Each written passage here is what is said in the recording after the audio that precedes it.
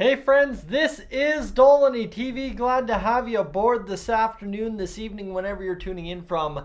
Welcome as we get set to discuss Chris Tanev to the to the Dallas Stars. It would appear that is the case here for the Edmonton Oilers this evening, as the Edmonton Oilers have seen the Calgary Flames trade Chris Tanev to the Dallas Stars. We have full details upcoming here. Reportedly acquire Chris Tanev do the Dallas Stars. We'll have a moment to check the old X machine. But of course, friends, welcome aboard if you are tuning in. Glad to have you aboard this evening, as we'll gain more traction as we go along here in a little bit.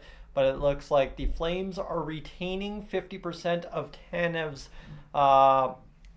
contract, so that's interesting to see there as well. So keep that in mind. What else do we got going on here? As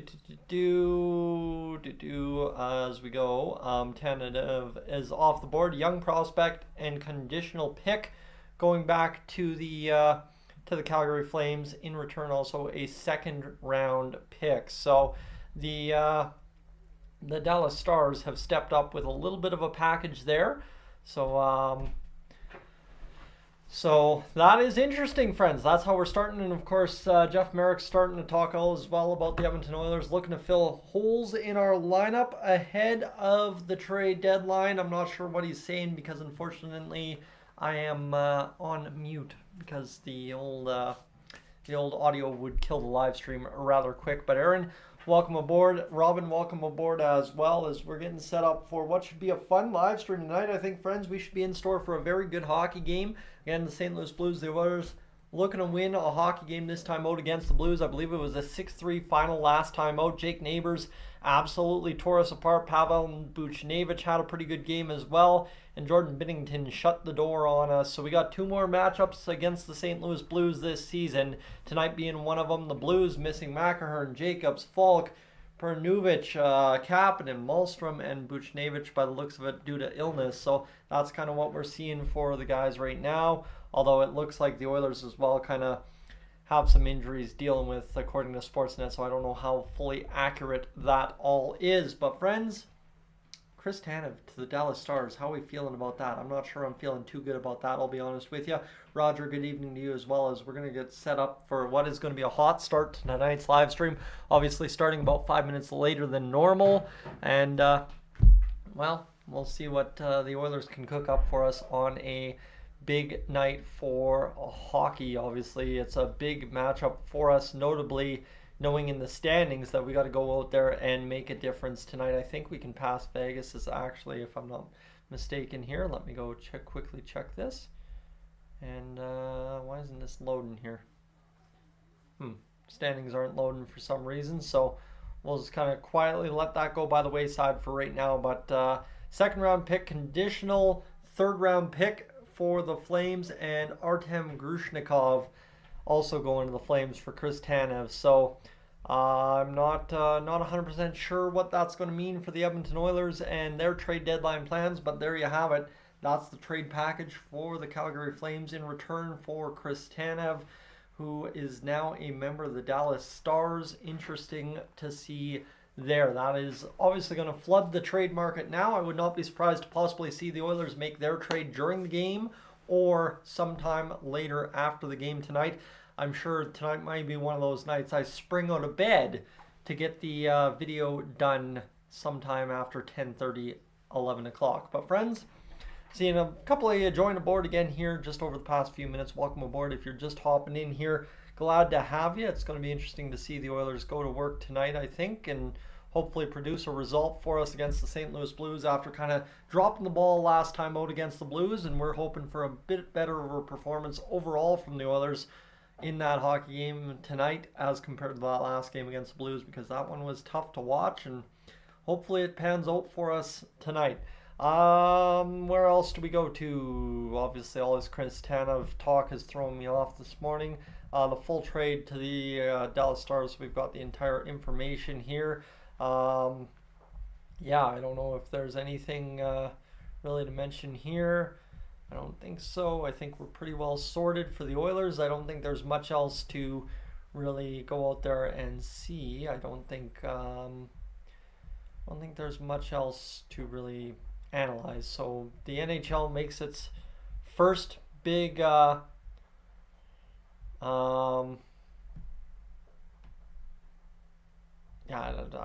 first big move, I guess, of the trade deadline. So we'll see what happens. I guess, Robin, I don't know what kind of prospect Rushnevnikov is for the Dallas Stars. And again, I guess the Oilers probably want to prioritize giving up picks in a different way, right? Second rounder and a third rounder, at least conditional on that third rounder. That's a lot to give up. Realistically, for Chris Tanev, right, you might as well just give up a first at that point. And I think the Oilers' first rounder is going to be used elsewhere. And the other side of that as well, you know what, that's the package Dallas had to give up. Edmonton's going to have to give up more just because of the rival tax given for sure. So I 100% think the ask from us was our first no matter what, and then probably still a prospect as well. So when it comes to Chris Tanev, the most I would have been willing to do is a first round draft pick, and that's it.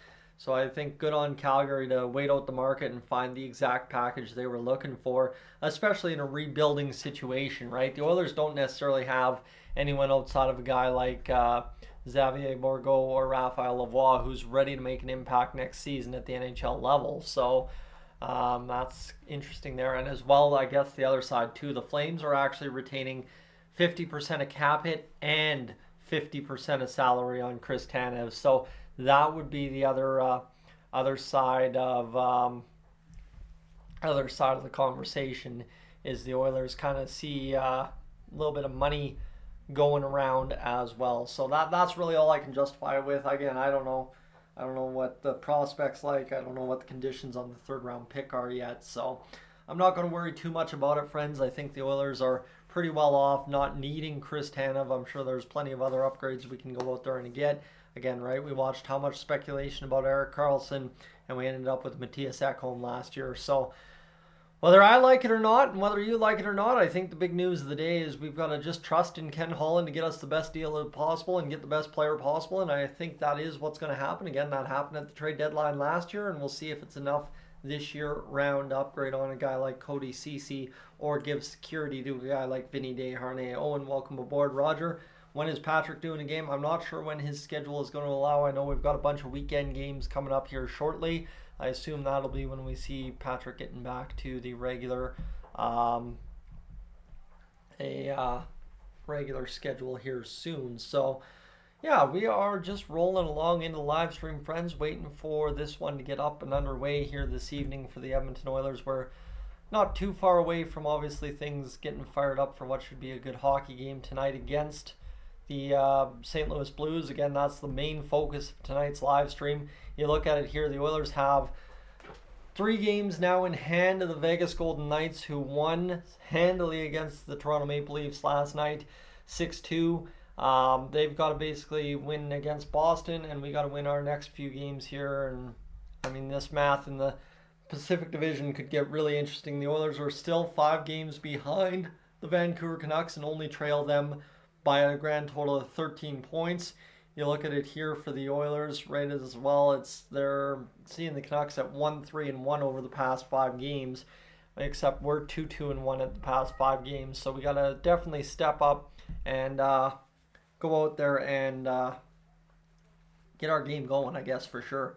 So hopefully it goes according to plan.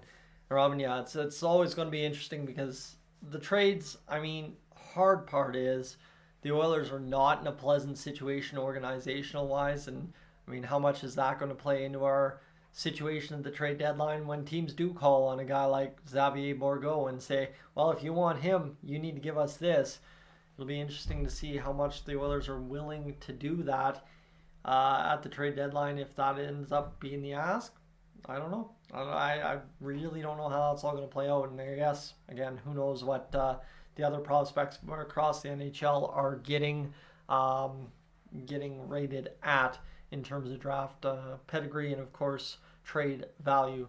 SK, welcome aboard, friends. We're just getting booted up for this live stream here tonight. Looks like we are rolling along for what has been a quick start to the pregame. I guess with that trade knowledge coming in, you knew it was going to be, because it was going to be a quick start whether we liked it or not. We're off and running at 6:26.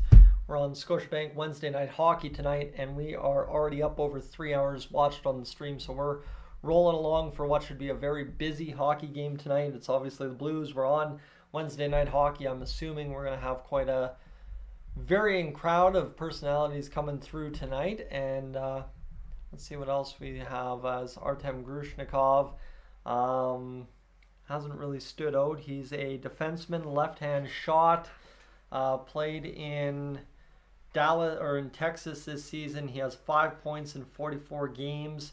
So they get a left shot defenseman. He's 20 years old, 6'2", 180 pounds. So I don't know what the thinking is here, but I assume it's going to be interesting to see right there. Northern Farm Girl, welcome aboard as we get set up for the Oilers and the St. Louis Blues. We are just about to game time here. It is 6:27.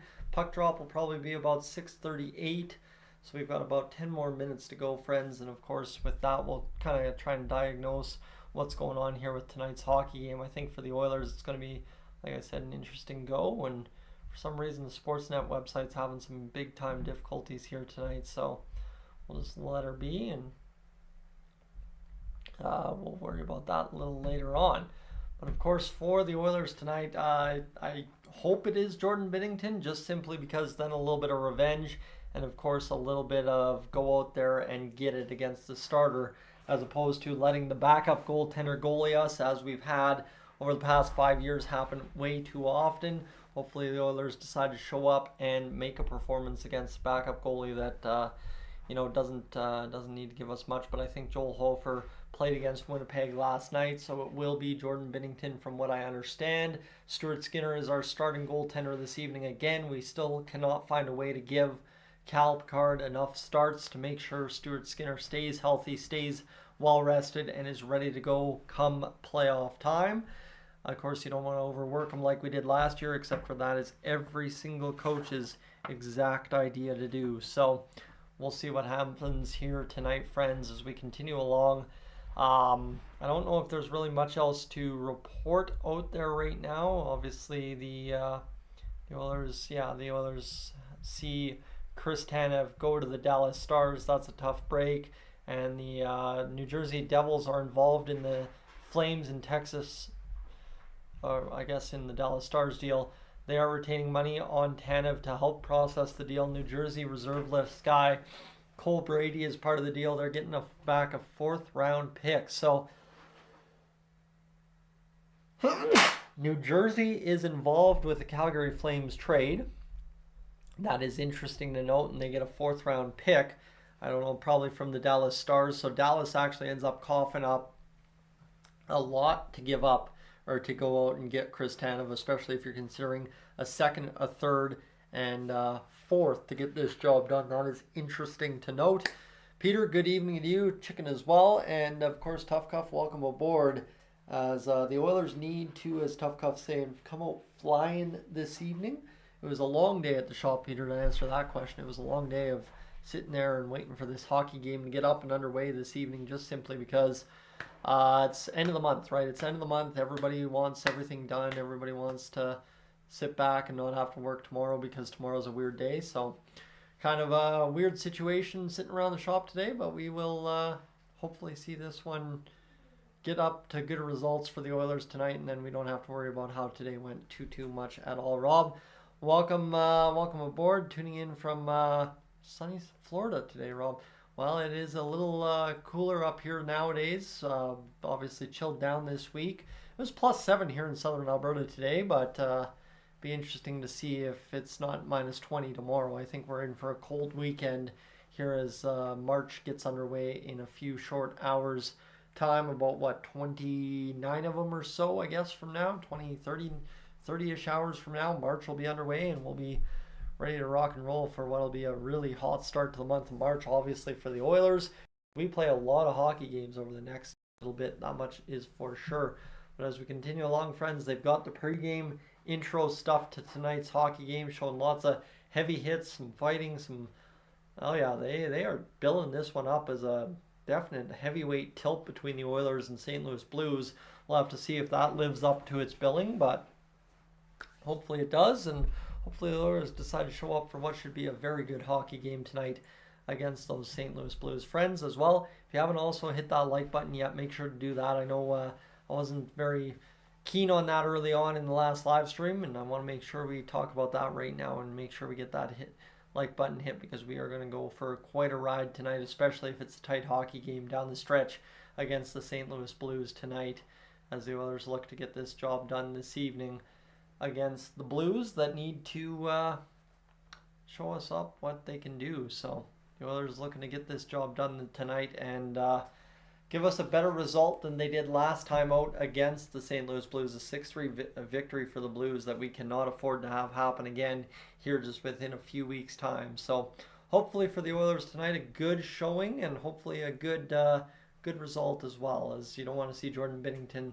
stonewall us like he did against the Blues last time out. But friends, as we go along, Aaron, welcome aboard with the -13 in Yag, now -22 with the Winchell and Margaret. Welcome aboard as we are just about set to get things going this evening. Stuart Skinner walking in from the parkade as he's got the flow going, and obviously there are the St. Louis Blues as well walking into the stadium this evening, or this arena, whatever you want to say.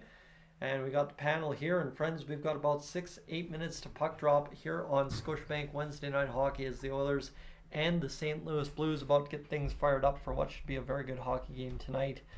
So we've acquired Dallas's own 4th round pick in the 2026 NHL draft for facilitating an existing trade between the Dallas Stars and Calgary Flames. So Chris Tanev and Cole Brady acquired in a 3-team trade with the Calgary Flames and New Jersey Devils, and it is indeed actually New Jersey retaining 50% of Chris Tanev's salary for 23-24, as the Calgary Flames will come away with Artem Grushnikov, 2024 2nd-round pick, and a 2026 3rd-round pick conditional. So you got to think about it here. The Dallas Stars actually give up quite a bit, and the Calgary Flames get a load of a haul for getting rid of a whole $4.5 million against the cap. They could be absolutely dangerous here at the trade deadline time. But you know what? Right now, Bouchard's leading the NHL in defenseman goals, co-leader for defensemen at 15 goals this season. So interesting to note for Bouchard there, and Gillis TV joining aboard here tonight as well. So friends, we are about to get things loaded up for a battle of a 3rd in the Pacific team against a team that is 6 points out of a wild card spot at current.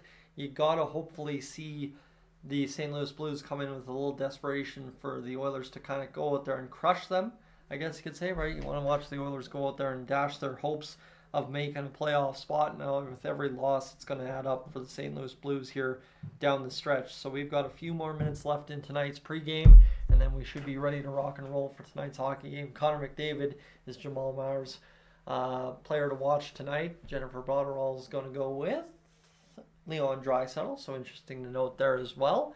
And then we'll see what happens for the Oilers this evening. As Aaron, any pregame predictions from me? I think you see Connor McDavid put up another 2+ assists tonight. That much I will tell you. That's going to be my expert analysis on tonight's hockey game. I assume Connor McDavid will put up another 2+ assists, and other than that, I like Sam Cosentino's player to watch. Jake Neighbors absolutely diced the Oilers last game. I expect him to try and do the exact same here tonight. Of course, always good to see a good Airdrie kid in the lineup against the Edmonton Oilers. Is a little partial to those Airdrie kids nowadays. As we are going to go to one last commercial break, and then we will get fired up for the Oilers and the St. Louis Blues here this evening against a team that beat us last time out. The Oilers have to find a way to get this job done here this evening. So we are moments away from getting this hockey game fired up, friends. Stay tuned. Of course, like I said, if you haven't already hit that like button on the stream, make sure to do that.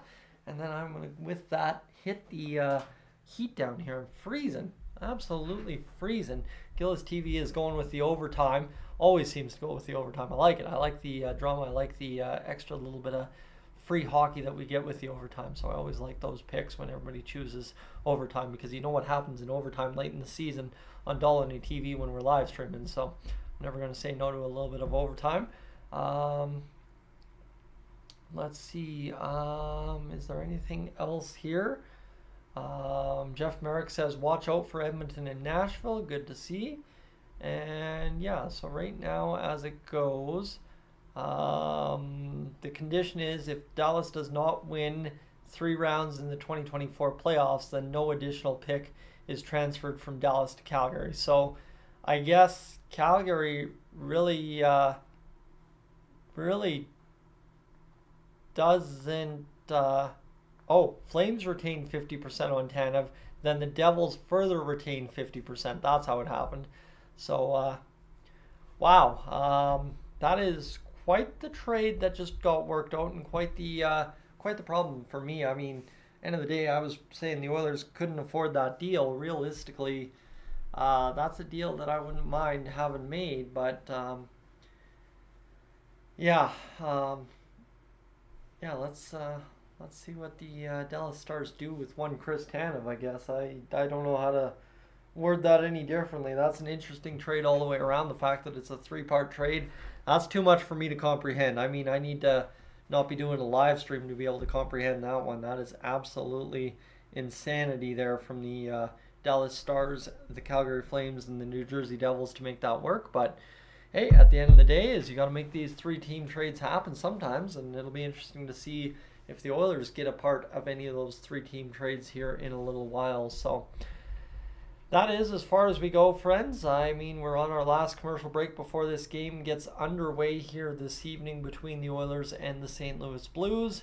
And then we should be ready to rock and roll for what will be a very good hockey game this evening. I can tell you we've already popped over a grand total of 10 hours in the pregame, so we are good to roll for what should be a very productive hockey game this evening, one might think.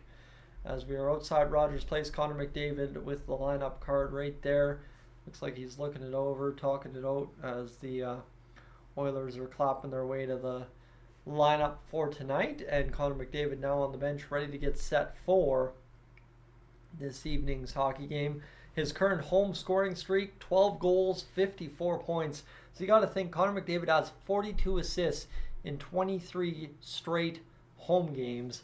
Multi-point games in that stretch, 16. Second career home streak of 20-plus games. That is absolutely unbelievable to think. For Connor McDavid, we will have our land acknowledgement right now, and then a 2-anthem intro, and then it will be hockey time here between the Edmonton Oilers and the St. Louis Blues. Friends, I am definitely jacked up for this one tonight. If you can't tell, my mind can't focus worth a dang. Because, you know what, it's a 6:30 start, so I get to go to bed at a decent time. I get to do the post-game at a decent time and actually have time for the post-game. Maybe there's actually even time later tonight to relax and catch up with Gillis TV after everything is up and done. So, Scott, I am it this evening for the broadcast. Well, I will try and bring it home this evening for you. Obviously, the good takes, the bad takes, and the play-by-play all in between, as we'll have Rob Clark come out to sing the U.S. National Anthem here at Rogers Place. And then it will be time to rock and roll for what should be a good hockey game between the Blues and the Oilers. I'm looking forward to it, right, friends? That's end of the day, it's Wednesday night. We're live, nationally televised across Canada this evening, so should be interesting to see some folks that have some money riding on the game come in for the analysis from all us in the chat, and then we should be ready to set and go. But what I will tell you right now, there's 64 of you watching. I'm going to bet 32 of you have a YouTube account that you can subscribe to Gillis TV with. My man's been over there grinding away for the past month and a half here trying to get the numbers turned around again in a good positive direction as we get towards the trade deadline. Sitting at 562 entering the live stream. Definitely, if you guys want to push them over 575, that would be greatly appreciated. I'll remind you throughout the live stream if you haven't already done it. But we are definitely going to try and build up this Oilers and NHL community a little bit more this trade deadline, as I'm not going to be able to cover lots of trade deadline stuff, unfortunately. I had a lot of work going on next week. Boss is out of the office late in the week, so unfortunately I'm going to have to be counted on to be there heart and soul, as I usually am when he's away. So we'll make it happen, but that means trade deadline day. There is no day off, unfortunately. So Patrick and Gillis TV and Austin Hockey will have your trade deadline coverage for you. And me, I'm just going to be sitting there checking Twitter, losing my absolute marbles when I see the Oilers making trades. I know we might have somebody lurking in the chat right now that might be sending me a whole bunch of info outside of Gillis TV, by the way, that might send me a whole bunch of info regarding the Oilers and the trade deadline. So friends, we are just about set up for this one. O Canada getting underway here at Rogers Place, and this hockey game just about set to absolutely roll along tonight as Stuart Skinner ready to get things started for the Edmonton Oilers in net. As we go along here, and Scott, I will tell you, when it comes to Jay Woodcroft, he's not going to be out of an NHL job long.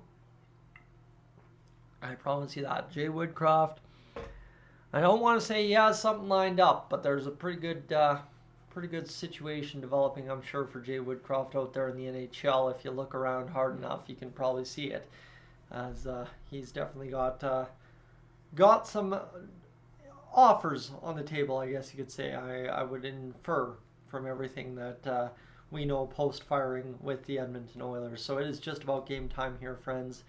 I don't mean to cut that short, but there's a lot to actually talk on that Jay Woodcroft front when it comes to kind of the situations that are going to develop as the season goes on post-trade deadline. There's already some news today that might make you shake your head about who's getting fired next. So we'll see what happens here.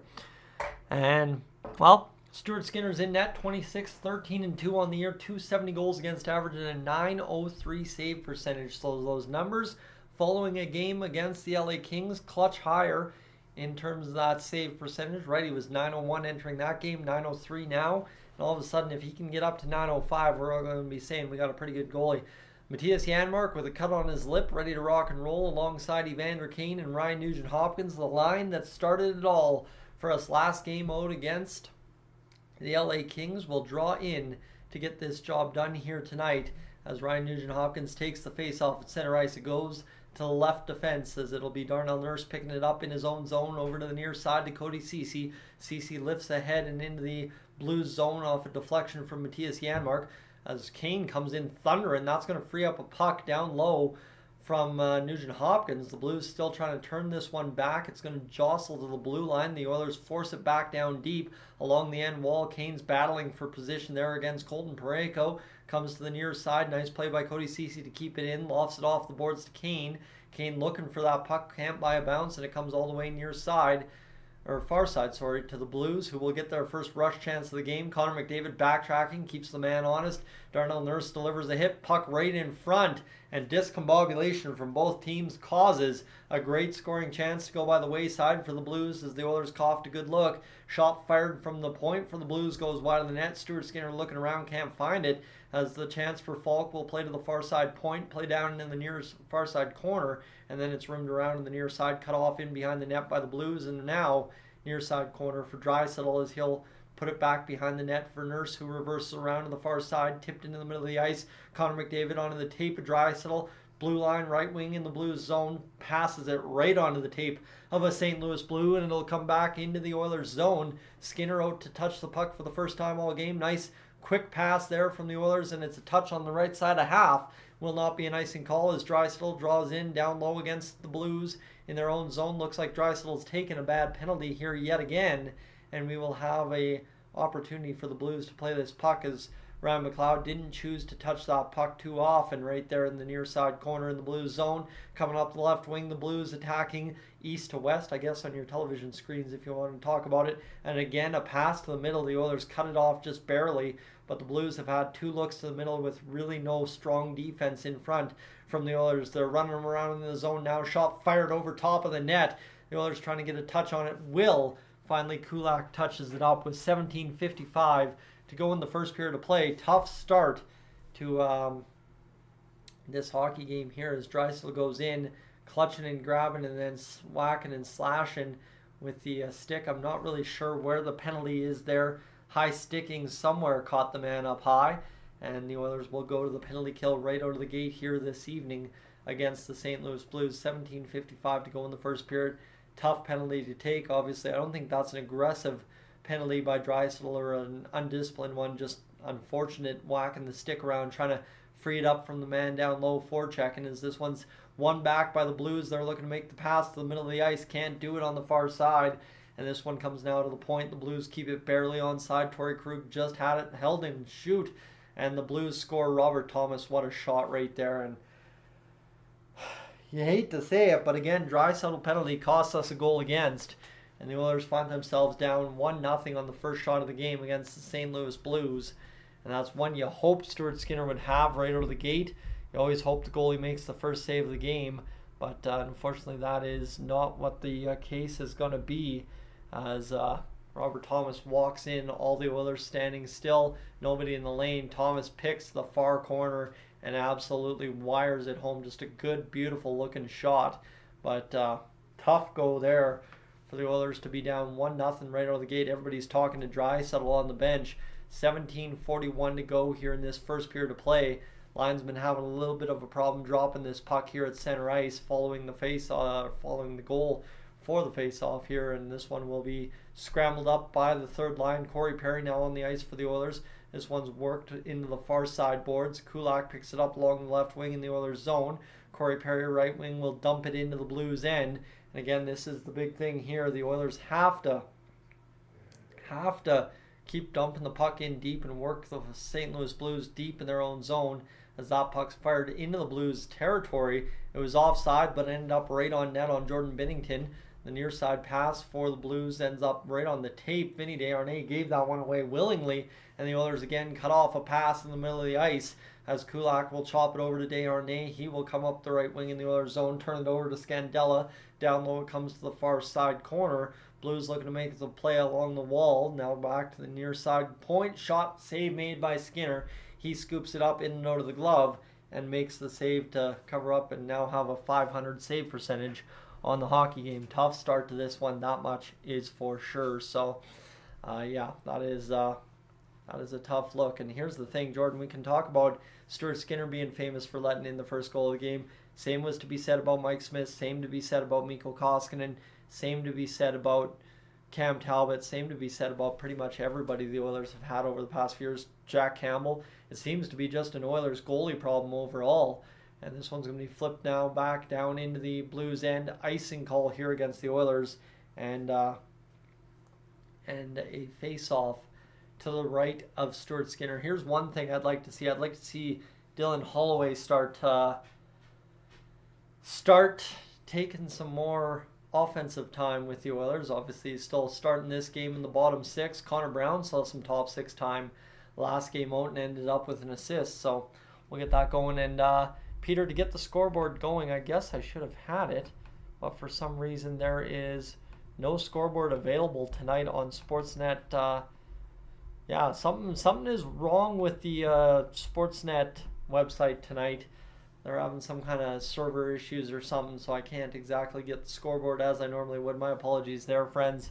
It is 1-0 for the St. Louis Blues right now. We'll check back, see if that solves itself here in a few moments. But for the Blues right now, I think the big thing is you got to see the Oilers turn them back and put them deep in their own zone for a couple of shifts here. The Oilers, though, turning the puck over at will. Another shot fired, deflected in front of the net, as this one comes in behind to Derek Ryan off the boards as Holloway looks to make this play. Again, the Oilers turn over the puck, shot fired, turned back down low, and back to the point it comes as this one will just kind of jumble around. The Oilers turn over the puck a third time, and this is just getting tough to watch here, friends. I honestly don't know what to say. The Oilers just I don't even want to know what the turnover metrics look like early on in the first 5 minutes of this hockey game. Counted 3 right there in the zone. They'd already given away 2 in the neutral, so tough go to start this hockey game, as this one will be turned over now to Draisaitl. Shot drifted on net as Connor McDavid gets tripped up by Jordan Binnington right in the crease. And now the chance for Thomas. He'll move it out to the middle of the ice. And this one comes back over the Oilers line, as they will not have possession of it cleanly. The Blues do now, as Thomas cues up a one-timer.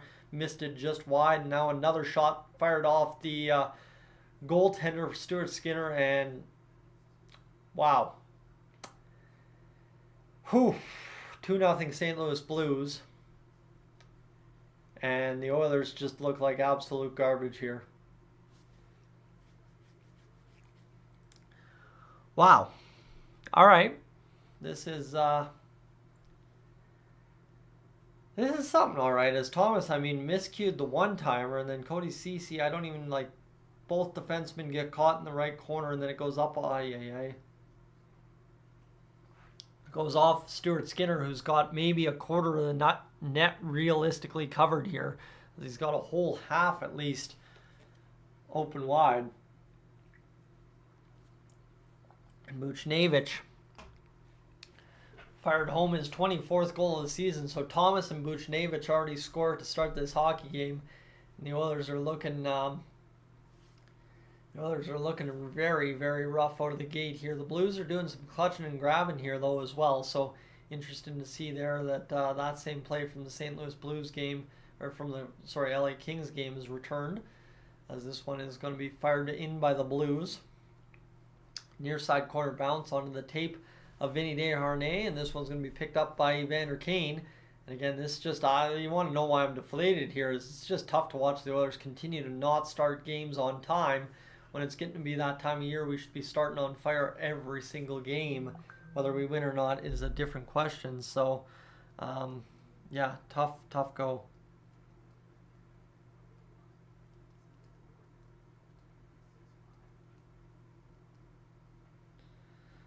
But we'll obviously see what happens here.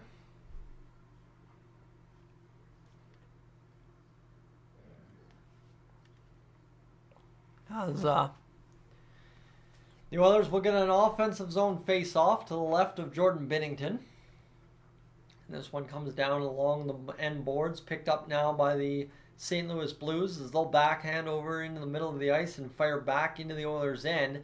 Matthias Ekholm with the puck will flip up along the boards. Perry, again, willingly gives away the puck to the Blues. And this one will now be perfectly placed along the near side boards. Behind the net now goes to Ekholm. Ekholm trying to make a good play. The Blues trying to get the strip. And instead Bouchard will fire it up off the tape of Perry. And Perry will just more or less guide that into the Blues' end. 13:52 to go here in this first period of play.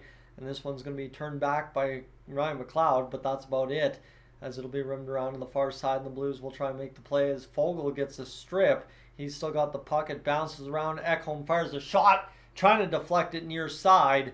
Was Corey Perry, but couldn't get it going. Here's Ekholm again, drifting a shot down low in the Blues zone. Cut off there and fired back the other way, as the Blues will be the first ones to the puck in the Oilers' end on what would have been an icing call otherwise. As Sod's down along the wall, he's going to give off, and this one's going to go pinned along the wall there, as the Blues still trying to keep this puck alive. They do. Here's Leddy, walks in, fires it, glove hand save for Stuart Skinner in this game. I mean, it's just been tough to watch for the Oilers so far. Laura, welcome aboard. Levi, welcome aboard, and Everett as well, and I think Daniel, welcome as well. So, yeah, it's been a tough hockey game to choke back and watch so far. I'll tell you that much for the Oilers right now. I don't really know what's going on for them, as the Oilers' top line has already given up a penalty and a goal against. You love to see that. And Jason Greger here saying, what a terrible start for the Oilers. No pace, losing battles all over the ice, and Nurse and Ceci both behind the net on the St. Louis second goal. Oilers not in the game. Blues have absolutely dominated the opening 5 minutes. Lethargic would be a compliment for the Oilers' effort so far. So, fair to say, this is not good at all for the Edmonton Oilers. I'm not really impressed, not really happy with it, but what do you do, I guess, is the end of the be-all of the question, friends. As, it's been interesting to say for sure. So, times 3 point... as we go, though, we're already up over 30 hours, so still got 20 hours to go before I can think about piecing out of this live stream. And at least a couple 100 views as well, friends. Try to keep myself honest, at least give myself some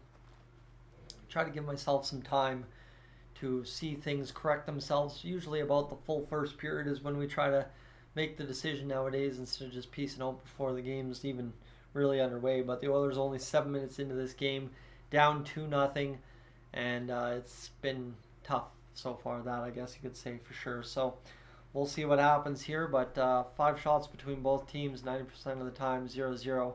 And instead it is indeed 2-0 for the St. Louis Blues. And Daniel, that's where I would agree as well. It should have been Picard starting for the Oilers tonight. I'm not sure why they continue to parade out Stuart Skinner 3 out of every 4 games when clearly Picard 1 out of every 3 or 1 out of every 2 would be more than sufficient to make a playoff spot right now and obviously make our decision to get where we're going. But here's Nugent Hopkins trying to make a pass to the middle of the ice. Good play from Janmark trying to get backdoor. Couldn't do it. Here's Kane ripping a shot. Fired just wide of the net here as this one will be picked up by the Oilers on a poke check. And the Blues, though, fortunate to get the bounce and get out of their own zone, as that's about as much life as the Oilers have shown so far this hockey game. Coming back the other way, here's Kane and Janmark as they got going along the near side wall. Picked up again by the Oilers. Ceci comes down low to Kane. He's going to rip the shot, fired up off of traffic, off the glass. Here's Darnell Nurse pinching down low, comes around to the near side to Ceci. Ceci now picking it up as the Oilers get some zone time started here on this shift, and they're starting to create chaos against the St. Louis Blues. But the Blues quickly make a pass to the Oilers bench. The Blues give it away almost immediately after making that pass, and Darnell Nurse able to come up with it in his own zone. So here we go, the Oilers picking up the pace a little bit here, and you like to see it as the Oilers top line now takes a shift, though Connor McDavid immediately turns it over. Thankfully, the Blues are offside. So, Peter, that is maybe the thing, right? The Oilers forgot it's a 6:30 start and starting to get going here around 7 o'clock. So, interesting to see what happens here as the largest gap between top 2 assist leaders, one team.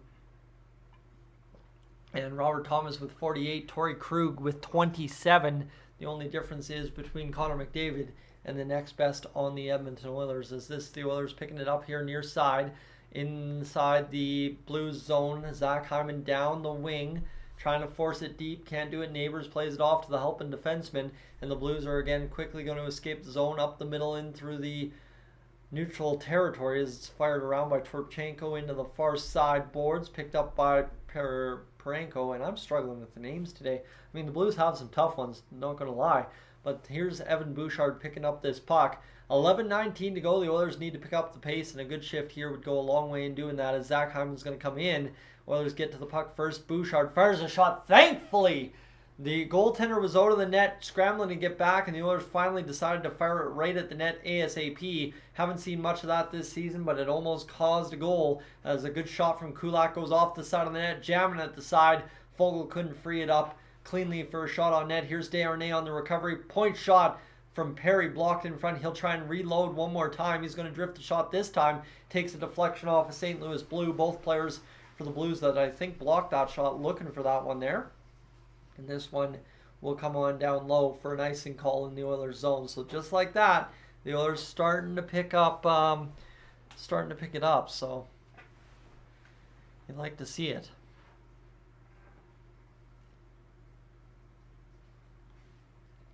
That is a heck of a shot there from Corey Perry that he picked up the block shot and fired it again. This one comes to the point for the Oilers. Near side pass over to Ceci. We're going to redo the face-off. Doesn't look like there's a call coming up. Zach Hyman's down on the ice with a high stick to the ear by the looks of it, as he's trying to pick up his stick here and talk to the referee about it, or talk to a teammate and say, hey, why wasn't there a high stick? Thought there should have been a high stick. Come on, what are you doing? 10:39 to go in this first period of play. Puck back to the near or far side point. It's blocked as Darnell Nurse, keeps it onside. And the Oilers' top line is going to try and capitalize on things here as this puck goes back to the point again. That time forced out by the St. Louis Blues. 10:24 to go here in this first period. Flipped in by Leon Draisaitl. He's down, forcing it down around the boards. And this is going to be picked up by the Oilers here. Near side pass over to Ceci. Ceci down low. The rip shot from Draisaitl. Weird one-timer trying to get a puck on net with traffic in front, and just really didn't pan out there for the Oilers, as they're going to try and flip it through the neutral zone. Hyman skating onto a puck. He's got late life, and he is getting to that puck first. He will not be denied here in behind the St. Louis Blues net. Puck flips to the right wing in the Blues zone. Here's McDavid. The shot from Desharnais tipped by McDavid. Save made by Binnington, but what a good shift there from the Oilers. Got a puck down low, outworked the Blues, and then got a shot on net. So some signs of life here. And I mean, we got half a period to tie this hockey game at 2 and send us into what could be an interesting one here. So, Mike, how was going for the Leafs last night? And here's the thing, I mean, you have to cheer for the Leafs to try and beat the Vegas Golden Knights. They didn't do it, so not a good result in the standings, but end of the day is you can't be too upset when the Toronto Maple Leafs lose a hockey game, right? So that's the kind of dang if you do, dang if you don't kind of situation we were in as Oilers fans last night, and I think too with the LA Kings and Calgary Flames. So yeah, let's see what the Oilers have in store here in a brief moment, friends. But what I will tell you right now, instead of running an ad as we normally would at this time of the live stream, what I'll tell you is make sure to go check out that pinned chat saying sub to Gillis TV here on YouTube. I want you to make sure you do that because Gillis TV closing in on that back half trek to 1,000 subscribers. He's about a grand total of 400 and some odd away now. I think 435 might be the number that he's away. As we'll go check that live here on YouTube right now as the Oilers see the Dallas Stars and Calgary Flames make a trade for Chris Tanev. And let's go here. Gillis TV now up to 564 subscribers. So friends, looking for a couple more of you to hit that subscribe button. So we'll talk about the Chris Tanev trade in the intermission, I promise you that. And Chris Knobloch, sorry, as Oilers head coach at home, 17-4-1 record, 418 goals per game, and a plus 33 goal differential. Power plays 39.3%. So the Oilers have to, well, at least get to work here and try and maybe find a power play to get that next goal on the board, as this one's going to work off the face-off for a redo. Nothing happening there. And 9:47 to go here in this first period of play. 4-3 the shots for the St. Louis Blues. The Oilers have kind of lined up a couple of shots at least. This one will go down low into the Blues zone off the face-off win for them. The Oilers maintain possession for a brief moment and now get the turnover fully in effect as Kane just couldn't play it nicely in front of the net. Now the Blues, I thought we were going to get a breakaway. Instead, Stuart Skinner able to come out and ward it off behind the net. So he'll flip it up along the boards, and this is picked up now by Matthias Janmark, poking it down the length of the ice as Janmark will go chasing, but it will be an icing call against the Edmonton Oilers. So Stoney, welcome aboard. Plant, welcome aboard, and Justin as well, missing you earlier on. Jack as well, missed you quite as well. So 9:22 to go in this first period of play, friends. The Oilers kind of looking for it here tonight as they have just struggled this evening against the St. Louis Blues to start this hockey game, as Kane needs to find a way to get this game fired up. So this one will be a face-off for Ryan Nugent-Hopkins this time in the Oilers zone. Face-off one back by the Oilers. It's kind of bouncing around there and picked up now by the left winger Evander Kane, hustling down that left wing, passing to the front, and Matthias Janmark just whiffed over top of a puck. That would have been a gorgeous chance right there for the Oilers to cash that one in. 9:05 to go here in this first period of play. Bouchard with the puck now in his own zone. He'll play it ahead. Tipped in by the Oilers in the fourth line now on the ice, looking to create some offense. Maybe Brown's assist, finally what he was looking for to get it going. Pretty fancy assist at that, putting it on the tape of Nugent-Hopkins last game. Here's Bouchard, a shot snagged by Jordan Binnington. So the Oilers' fourth line gets that shot attempt, shot for, and everything on net. So you like to see that as Evander Kane forces it through, and Matthias Janmark just swiped at it and just barely missed that puck. So Kane's starting to pick up some pace in this hockey game, and that's normally a pretty good thing for the Edmonton Oilers all told, when Evander Kane starts to pick up the pace and produce some results live in game at Rogers Place for us. So see what happens here the rest of the way home, but I'm liking kind of this response from the Oilers in this middle part of the frame so far. They just really need a goal here in the next minute or two to change the direction of this hockey game. Cody Ceci wires a shot blocked by the Blues, and the Oilers have to retreat with a 3-on-2 developing. Everybody backtracking for the fourth line right now, trying to support the goalies, as this one is going to be played back. And now the Oilers will start away 2-on-1. Here is Darnell Nurse and Derek Ryan. Nurse forces a shot, but Derek Ryan drew a player into Jordan Binnington, so technically the Oilers somehow, some way, crash the net. You like to see that. And hopefully that works out for the Oilers. As Darnell Nurse looking at that one there was somebody roughing a guy up behind the play, and Nurse tried to force this pass across last second as Derek Ryan gets man taken out kind of deal. Everybody crashing in there, and Ryan takes out the net, and Blue takes out Jordan Binnington. That was a high-speed collision, and just thankfully everybody steps up and stands away. So let's see what we got. 8:20 to go here in this first period. Binnington shakes it off. He's a gamer, right? He's a madman, actually, but good to see everybody all involved good, especially Derek Ryan. And now here will be Evan Bouchard with 8:08 to go in this first period, picking the puck up. The Oilers chipping in, and the thing is, the Oilers have controlled the pace of this hockey game since it was 2-0. Blues haven't had a shot, I don't believe, and the Oilers, I mean, despite only having 3 shots in the hockey game, have definitely gotten the better of the looks, I guess you could say, since the Blues made it 2-0. They're starting up in their own zone now, transitioning through the neutral, looking to make the play to the far side. Shot fired, save made by Skinner. Another opportunity swallowed up there to the near side corner by the Oilers defense. Bouchard chips to the open wing on the far side. Matthias Ekholm bats it along the boards. Draisaitl trying to do his thing. And here's Bouchard picking this puck up, looking to make this play. And he'll get it across over to Matthias Ekholm. Ekholm will bat it along the near side boards. Tried to tip it in there with Zach Hyman, couldn't do it. And this will force the Oilers back down low into their own zone. Stuart Skinner makes the play.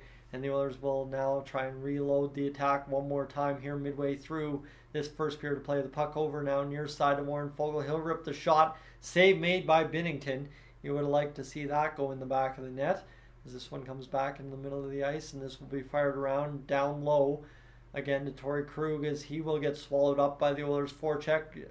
Desharnais fires a shot.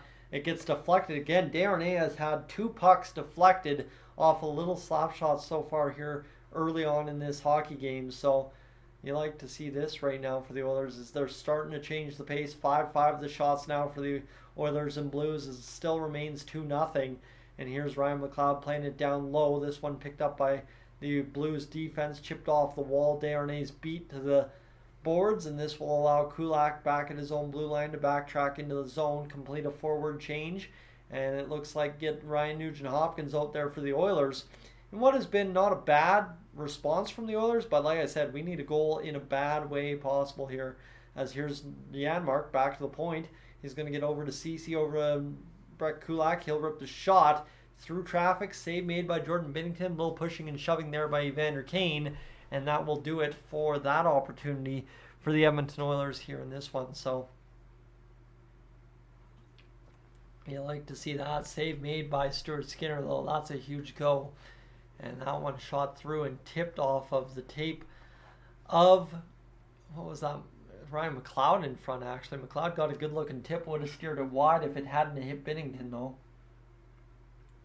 And then Kulak's shot goes straight through. So this one fired to the near side corner. And this one comes now back down low to Stuart Skinner. 5:58 to go as Cody Ceci will pick up this puck. He's looking to make this play. He will look behind the net, and the Blues will play this one kind of jamming it up in traffic, but the Oilers able to come up with it. Zach Hyman spins along the wall trying to make this play here as Darnell Nurse will play it in front of the net. Can't do it, and the Oilers will have to backtrack with Draisaitl being one of the defensemen on this rush from Brennan Saad. The Oilers quickly make a play through the middle of the ice. Risky, and this one will come back now near side. As this will be played down low by the Blues. Trying to get out of their own zone now. 5:19 to go here in this first period of play. As Bouchard's going to see it come in behind Stuart Skinner. Puck picked up by, I believe, Cody Ceci there. And this will be lifted ahead by the Oilers. Nice play there for them as they'll fire it in. And Jordan Binnington out to play this puck. Around the boards it goes. 5 minutes remain here in this first period of play. As Connor Brown will play this puck on the tape of Evan Bouchard. The fourth line gets another shift. This is going to be tipped in down low again. This time the Oilers beat the icing call. Brown the first one man to it As Derek Ryan trying to make that play. Yeah, it is Derek Ryan trying to make that play. He'll bounce it off the boards. Here's Ekholm. Near side to Bouchard. Bouchard back over to Ekholm. The shot fired, tipped in front. Goes wide of the net as Holloway plays it down low to Brown. Sees it go up over top of him. Bouchard activates, plays back to the point. Nobody is home. So this one goes around as this comes down low to the Blues again in the defensive zone. 4:16 to go here in this first period of play. 7-6 the shots for the Blues. They lead 2-0 is the score right now as Scandella plays it back in front of the Blues, setting up their first zone time in a little bit. The shot fired off a Stuart Skinner, save made this time. Comes back to the point. The Blues get another opportunity to reload, and this one will come back near side. Shot fired just wide of Stuart Skinner. The Blues again force it back down low. And this one continues to roll around. Puck played down low. And, well, that'll be Desharnais playing it ahead to Ryan McLeod. McLeod will get across the blue line. Here's a chance for Foegele. Denied. Follow-up response. Follow-up response. Save made by Binnington as Foegele got 2 good whacks at that puck and just could not get it through. So, oh yeah, tough go there for the Edmonton Oilers as Jordan Binnington continues to make save after save. And hopefully the Oilers can find a way here to get a goal. As we're looking like we're responding better, but still not quite giving us what we need to win this hockey game here as this first period drones on.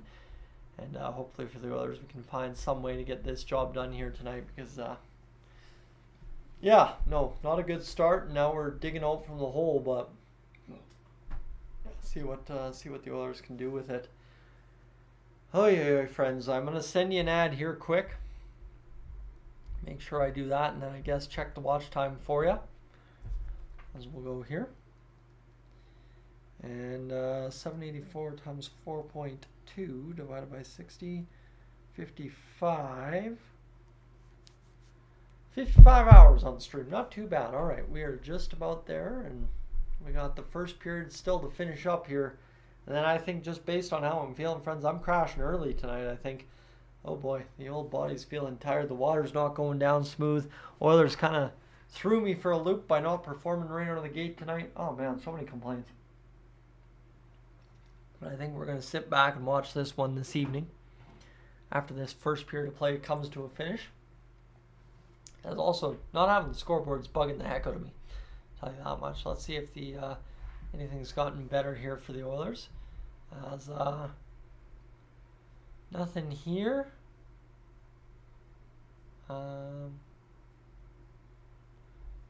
Anything here? Don't think so.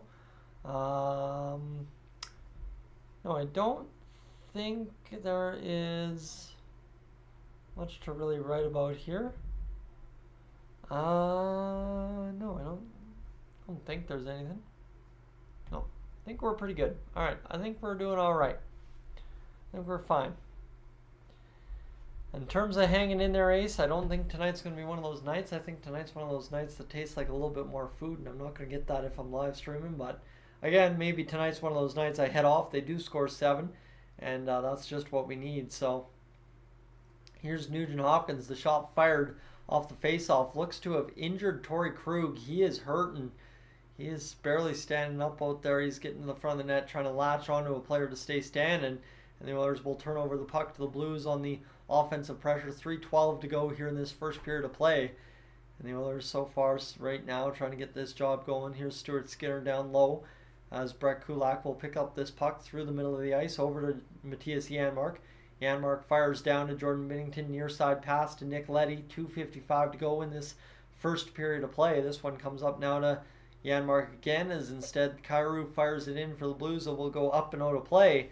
Friends, you give me a second here. You give me a sec. I got an idea. I got a quick idea that might cure some problems here.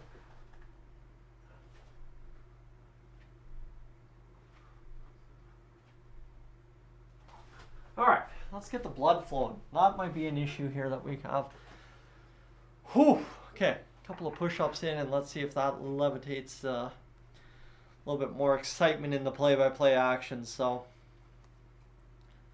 all right, here we go. Let's go, friends. Torrey Krug's on the bench. Laboring in pain. 2:47 to go here in this first period of play. Penguins Kraken. When is that coming up? I guess later tonight, probably. I assume tomorrow at 7 p.m. Pacific time. The Oilers across the St. Louis Blues blue line. Here's McDavid all alone in the slot. Shot denied. Rebound jammed at it by Zach Hyman. Couldn't get it over the goal line in behind the net. It went in back out into the middle of the ice, and now the Blues have it on a turnover from the Oilers trying to make a pass into the zone. Here's a backhand towards the net, denied right there. And that was a good-looking chance for the Oilers, but they just couldn't come up with the goal to make this a 2-1 game. The puck played back to the point. Here's Leddy in the Oilers zone. Near side board, shot fired by Hayes. Save made by Stuart Skinner, and here's Draisaitl trying to pick up this puck. Bouchard will get it instead. Now rushing up the middle of the ice. Bouchard across the center ice line over to no, he will be denied as Bouchard was taken down. And it looks like we may have a penalty coming up here to the St. Louis Blues. Kevin Hayes. And this might be just what the doctor ordered. And friends, hey, you know what? I knew what I needed to do there. Get the blood flowing a little bit. Then Connor McDavid comes right back with a slot shot. And almost lit our whole faces up there with the first goal of the game for the Oilers. But I will tell you got to tell me. When in doubt, do a push-up or two, Tice. It'll be good for you, as that is, I guess, a tripping call against Kevin Hayes. I don't know how taking a puck off somebody's stick is a tripping call nowadays, but we'll take it. We won't complain about easy calls against the ref. And here's Draisaitl taking the face-off against Thomas. Wins it back to Bouchard. The Oilers' offense about to get things going, as this is a shot for Hyman, and it is our goal, baby! The Oilers take, well, their first goal of the game and cut the lead to 2-1 for the St. Louis Blues. You like to see it. He jammed right away. The Oilers made short work of that power play. I will tell you, there had to be a set play on that one. That was a beauty of a go. Draisaitl got it back to Bouchard. Bouchard looked, played it over to Nugent-Hopkins, down low to Draisaitl, and then jamming right in front. 2 ways around Binnington was Zach Hyman. And I mean, look at this. Perfect. Sorry, that's Connor McDavid near side. And like I said, Connor McDavid's going to go out there and get 2 assists tonight. Well, there is number 1. So you like to see this for sure. So, whew, yes, good goal for Zach Hyman. And you like to see it. Digital Walkman as this one comes back the other way now for the Oilers. 71st assist of the season for Connor McDavid. Nugent-Hopkins picks up another assist in a game where he needs to show up, as everybody criticizes him so often for not doing. As now here's McLeod battling along the near side boards. Man, I'm glad I did those push-ups, as this one goes to the far side. Shot fired, save made by Binnington. We still have a $1:13 to play in this first period, and the Oilers have found a way to get it to a grand total of 2-1. That is a huge difference here in terms of mentality. And friends, you'd be grateful that the old national telecast is on tonight. I'll tell you that much. We probably wouldn't have made it to that first goal for the Oilers if it wasn't a national telecast, as we are now up to 7 goals straight for Zach Hyman. And 1:13 to go in this first period. Puck played down off the face-off by the Blues into the near side corner in their own end. Buchnevich over to the defenseman in the middle of the ice, picking up steam through the middle is Falk. He plays it off, tries to get it going. Here's Nugent-Hopkins getting the job over to Kulak. Kulak off the leg to Desharnais, near side to Kane. Kane will flip it up, and this will be picked up now by Dylan Hollywood, I always want to say. And this puck played right in front, scrambling the crease. Binnington just got bailed that puck did not have any legs, and shot fired down low to Stuart Skinner, now picked up by Kulak over to the near side for Desharnais. Desharnais will dance around the referee and look to make the play with 30 seconds to go, as this one comes up the near side. Fired in by Holloway over to the far side. Picked up by the Oilers here is McDavid, down low with Kane and Holloway for some reason. Holloway trying to make this bouncing puck settle down. He can't do it. The Oilers are going to see an icing call here against the St. Louis Blues with 11.9 seconds to go here in this one. And JNS, I would agree with you that all they need to do is get Mr. Jordan Binnington angry. So Wouldn't be a bad thing at all. And obviously, we've crashed the crease a couple of times here already this hockey game. So, like I said, the back half of the period was much better from the Oilers than the front half.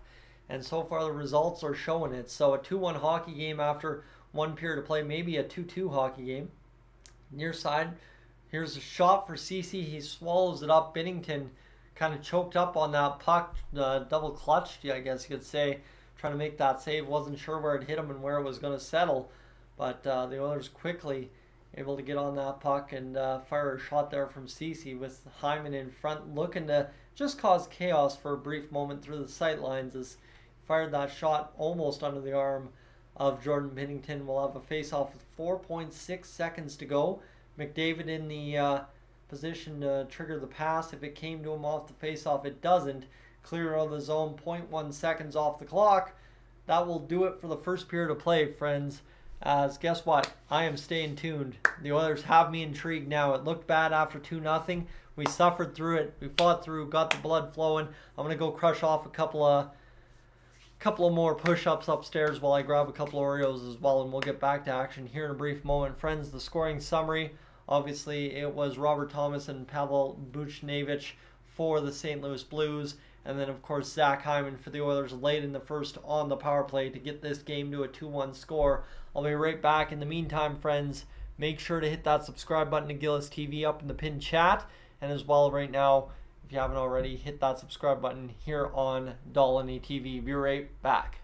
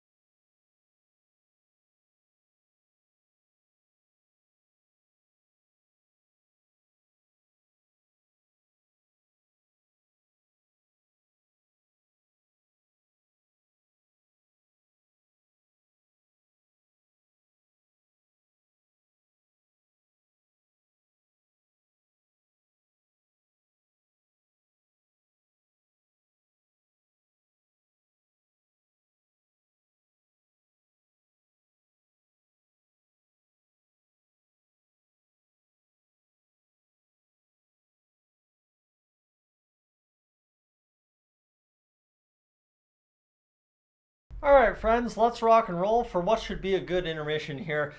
Thankfully, the Oilers made a hockey game of it. We can all be thankful for that, I guess, at the end of the day. And now we just wait and see what the Oilers do with it the rest of the way home here. Just give me a moment. I've got a phone call coming in. I will be right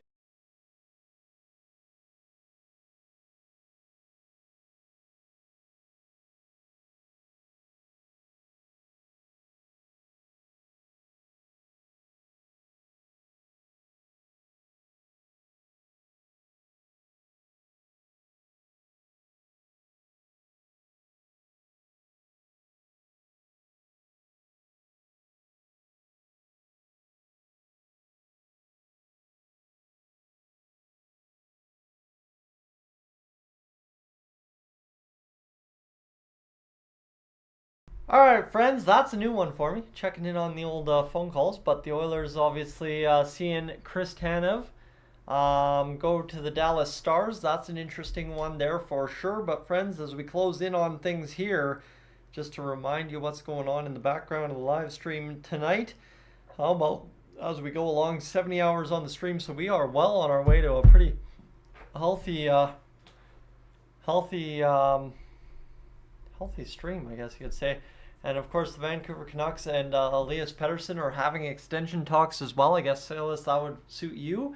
And forward Nick Dowd is on the Edmonton Oilers radar. We talked about him last night, of course, mentioning him alongside Anthony Mantha of the Washington Capitals. And that will do it for Jeff Merrick's intermission report here on Wednesday Night Hockey for Scotiabank as we get set up for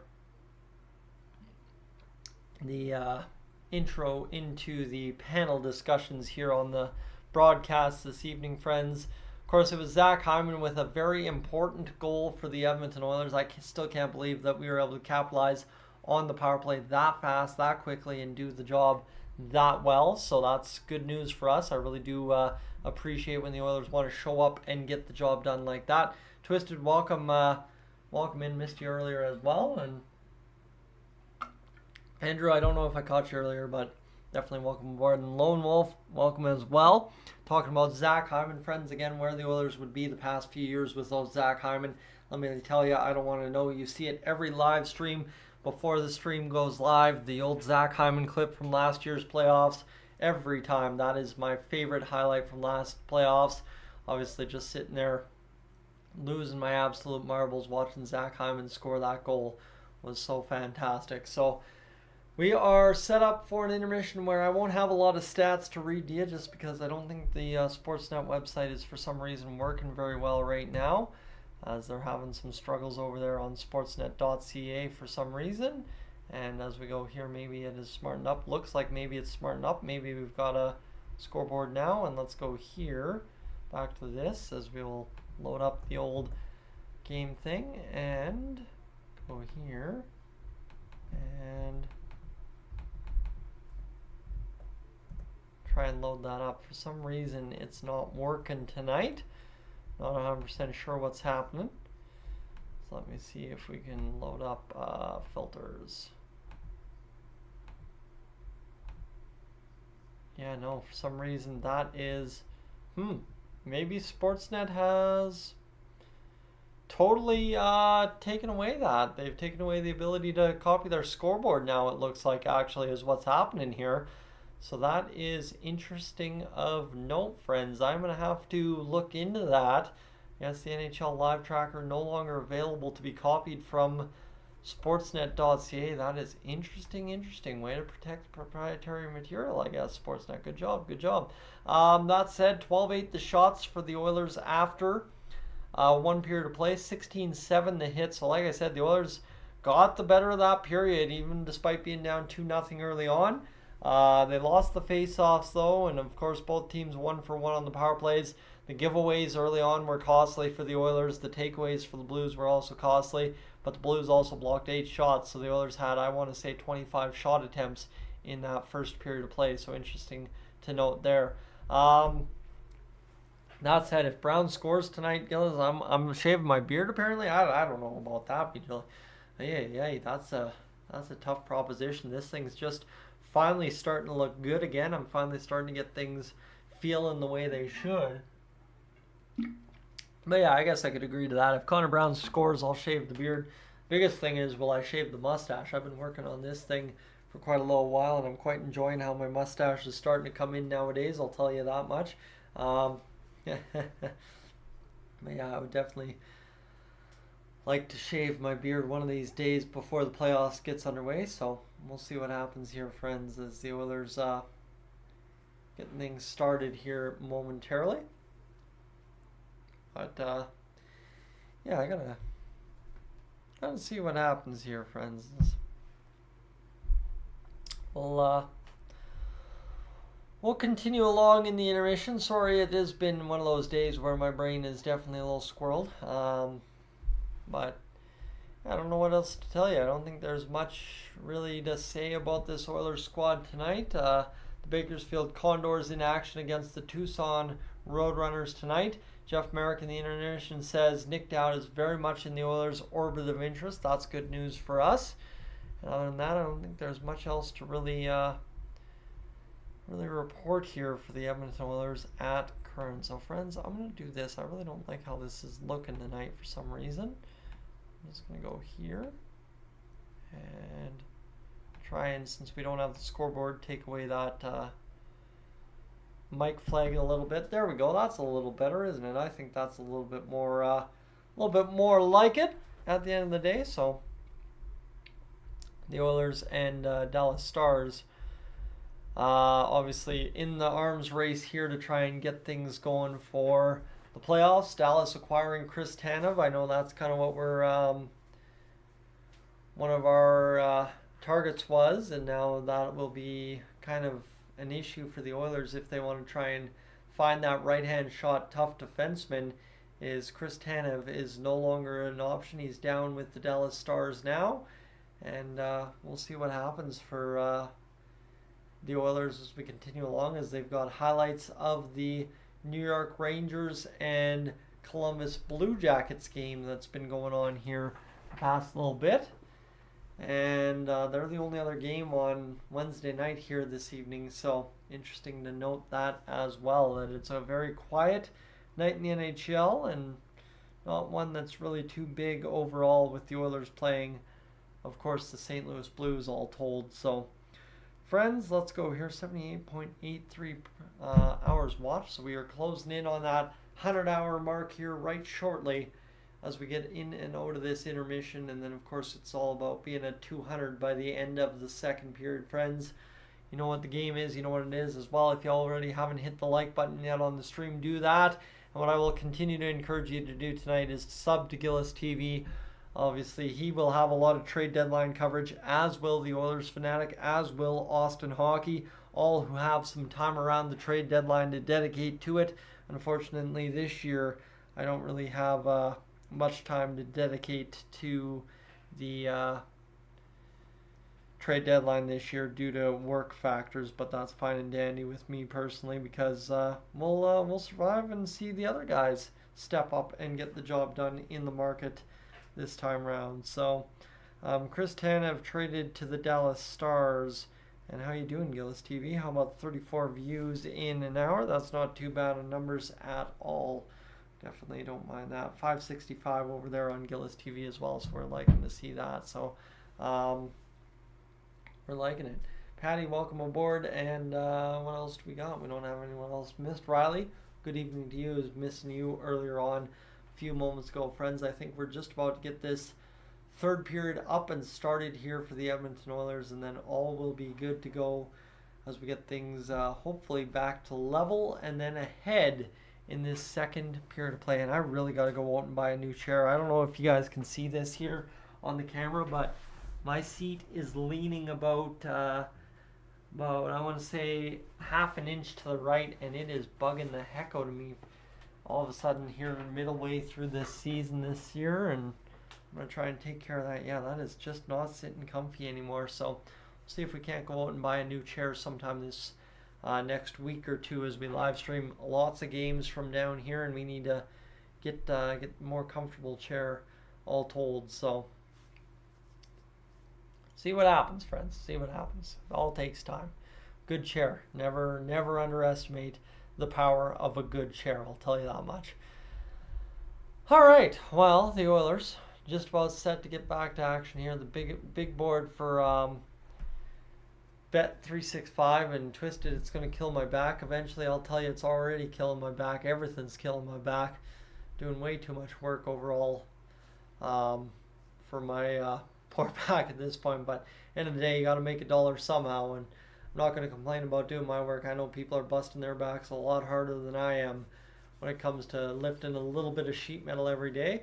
The Columbus Blue Jackets again. There we go, firing a puck on net before the goalie can get back. You like to see that. And yeah, here's some PWHL highlights as well. They're showing Ottawa and New York City. Ottawa always just makes me think they're wearing the Montreal colors for some reason. And there was a boarding call in that PWHL game. That's interesting. You don't see that too often. Big old hit like that, and there was a gate for that one, that's for sure. And yeah, then New York subsequently scoring some goals on the power play as well. As I know, the PWHL's been getting quite good reviews so far. They've made some really interesting changes to how league hockey is played. Third period, Ottawa's up 3-2 overall, and it's just interesting to see all the records in the PWHL, because I really still have not figured out who's crushing it in that league and who's struggling behind the 8 ball in that league. So Robert Thomas with the snipe against the Oilers to make it 1-0, and then of course it was Pavel Buchnevich as well that made it 2-0, and then it was Zach Hyman that cut it to 1-0. So for the Oilers here tonight, hopefully they find a way to make it 2-2 rather quickly into this third period or second period of play. I'm all kinds of scrambled. Why am I so scrambled up? I don't know. Been a long day, I guess, like I said right off the top. But we'll battle through, and unless it gets to some ugly score here for the Oilers, we'll keep going with the live stream tonight, because I have a feeling we're in for a special one if the Oilers decide to show up and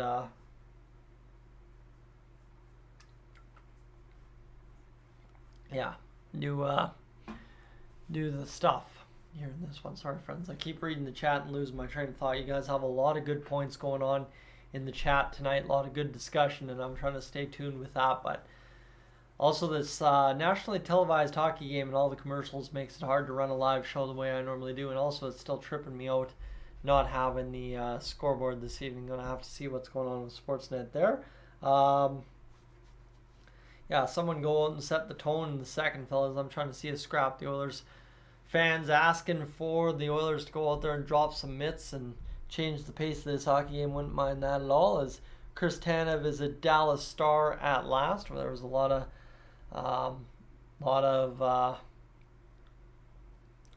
of rumors regarding Chris Tanev to the Dallas Stars, and it has finally happened. So the Oilers just need to be linked to some big name. As yeah, we are just rolling along here this evening, friends, into this second period of play, hopefully, and then we should be good to go for a good stretch of hockey maybe from the Oilers, right? That back half of the first period wasn't all too bad, all told, but the Oilers desperately need to get more out of the team here in this second period. Give me a second here, friends. I'm going to go close the upstairs door.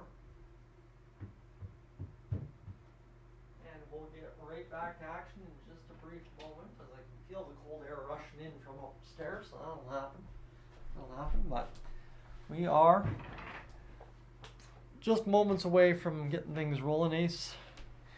I always love the hockey chatter amongst all of you. That's the best part of the chat. Even when we've got people coming in here saying they hate the Oilers, it seems to pan out pretty well for us. So, oh man, oof, yikes.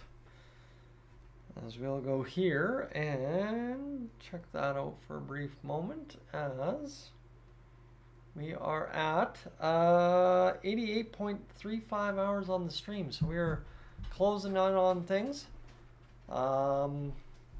towards what should be a pretty good finish tonight for the Oilers, if they can keep it in mind. Here's Zach Hyman, some old shots from back in the day. And some shots with the Toronto Maple Leafs for the 100 game. And yeah, Zach Hyman enjoying his time. Most goals since November 22nd in the NHL. How about this? You like to see it. Zach Hyman, 31 goals, 38 goals for Austin Matthews. So interesting to note there as well. So here we go. Face off down, near side, picked up by the Oilers, and we are, oh goodness, we're just about off and running with an Oilers goal, getting past Binnington off a bad board bounce. The Oilers almost fortunate to get a good hop there. Here's Kane wrapping the puck around, trying to jam it in front of the net, can't get there. Krug's getting it down low, as now Kane's got it poked off his stick by Binnington. Near side pass, the shot ripped by I believe Nugent Hopkins denied by Binnington. So the Oilers start the first shift hot, and now we'll look to hopefully get the top line on for the next shift and really put home the puck. 13-8 the shots for the Oilers here, as Nugent Hopkins is going to pick it up, fire it in off the stick of Matthias Janmark. Down low it goes for Draisaitl as he gets the top line shift started here. And this one will be tapped out of the zone by the Blues, turned back by the Oilers as soon as they get possession in their own zone. Fired off the end wall, picked up there by Bouchard. He'll jam it to a wing where nobody's standing, and that will force the Blues to retreat to their own blue line. Puck picked up in the middle of the ice by the Blues, turned right over to an Oiler. Overskating the puck was McDavid, and now here's the Blues in their own zone. Parenko to the far side. Puck fired to the near side blue line. Shen drifts it down low in the corner here against the Oilers in the offensive zone. Matthias Ekholm working along the wall in the Oilers' end.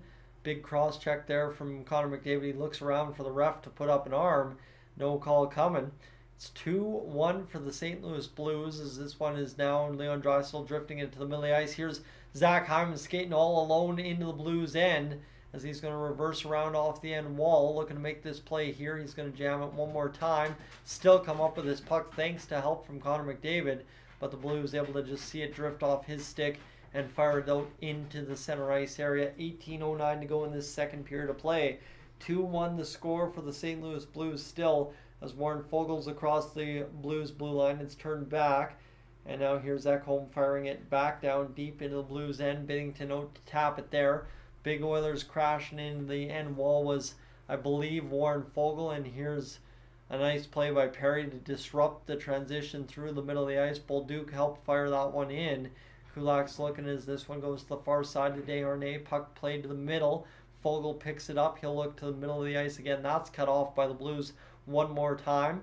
This is going to be fired. A shot save made by Skinner. He'll just play it off to the far side corner. Loading up Desharnais. He's going to transition over to the Oilers' end. Here's Foegele with a head of steam over to Ryan McLeod. McLeod looking to make this play. Can't do it. Instead, Foegele will rim it around to the far side for Desharnais, who will look to drift this one down low to Foegele again. Played in front. Here's McLeod. Couldn't find the handle on the forehand. And then Foegele trying to disrupt almost came crashing through to get that one going. But this one near side pass now as the Blues will fire it into the Oilers' end. Picked up by the Blues at the blue line and fired back into the near side corner in the Oilers' end. In behind the net it bounces as the Oilers trying to work this battle free, as it'll be Derek Ryan going across the far side. Picked up now by the Oilers, and this one fired there by the Blues over to Falk. Falk will see it worked into the middle of the ice and across the Oilers line again. Lost side of the puck there, to be honest with you, for a brief moment, as this one's going to come down low into the Blues end. Krug absorbs a huge hit from Brown. Good physical nature there from him. This one's going to be swallowed into the Oilers end as Cece's rushing back on this puck. He's stick checked there, and the Oilers will just tap this one off the boards and out of the zone, as the Blues seem to be standing tall at their own blue line here. The Oilers unable to get into the zone here over the past couple of attempts, and the Blues have done a good job turning back the Oilers, but the Oilers will turn back the Blues this time, firing it back into the middle of the ice as the Blues will pick up the puck across the Oilers line. Kyrou touches it down to Thomas, far side to Buchnevich. Nothing happening here yet as the Blues establish his own time. Parayko off the blocker of Skinner. Good save from Stuart Skinner. And now here's Janmark starting away for Darnell Nurse. 2-on-1 developing with Evander Kane. Here's Kane unable to handle the pass. He just had it hop up over top of his stick. And the Blues able to pick this one up in the far side corner in their own end and pick this one back across the other way as Parayko sees it knocked down by Ekholm. Ekholm will play it freely to Zach Hyman. Fires the shot up over top of the net. Good looking opportunity there for Hyman, who's trying to stick that one free. Can't do it. Picked up by Parayko on the pass, and he will lift down into the Oilers' end. 15-12 to go. Oilers across the line. Here's McDavid over to Hyman. Scores! Zach Hyman having a night. Connor McDavid threads the needle, and the Oilers tie it 2-2. 15:06 to go in this second period of play. Wow.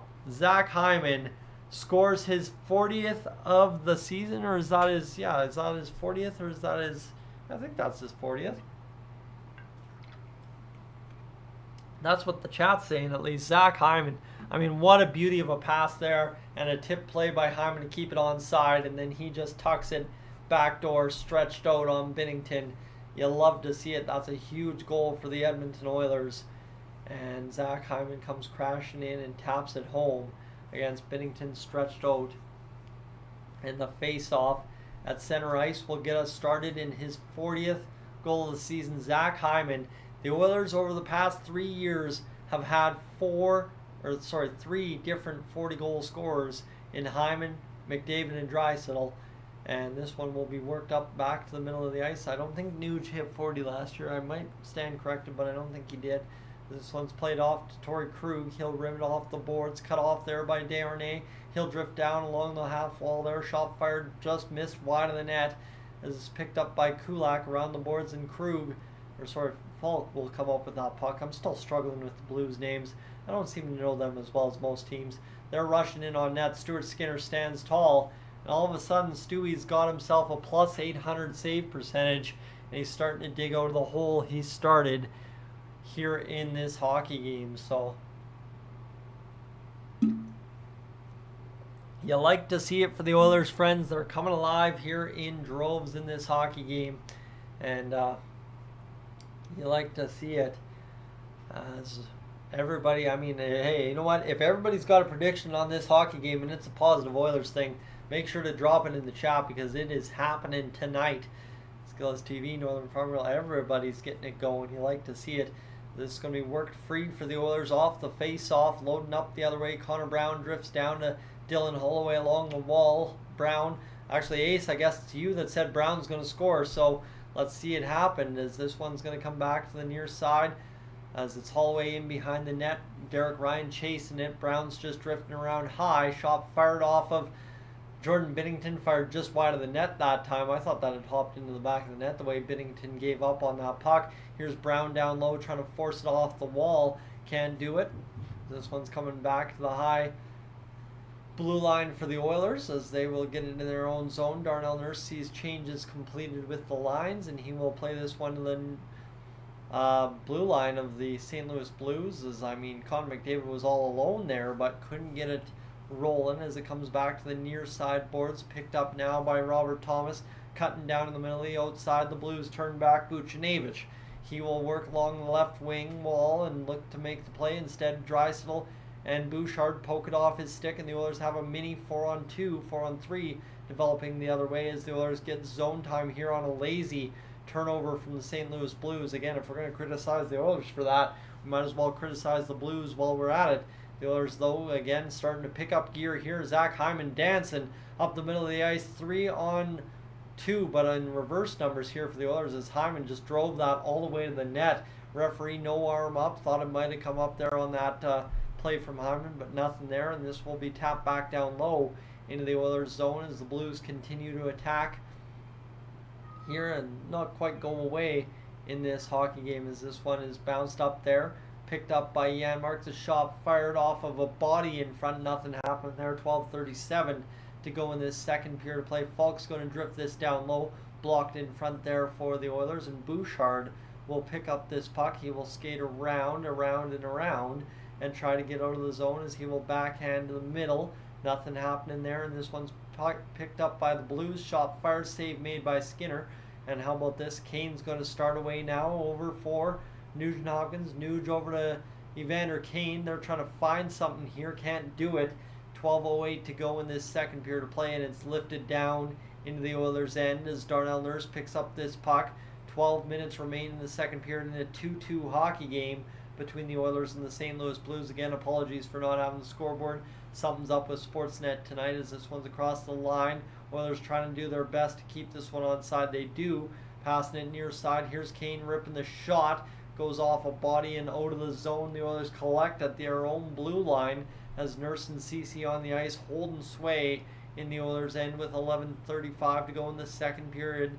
18-12 the shots on goal for the Oilers, and all of a sudden this has turned into a heck of a hockey game here for the Oilers as this one's down low now for Corey Perry.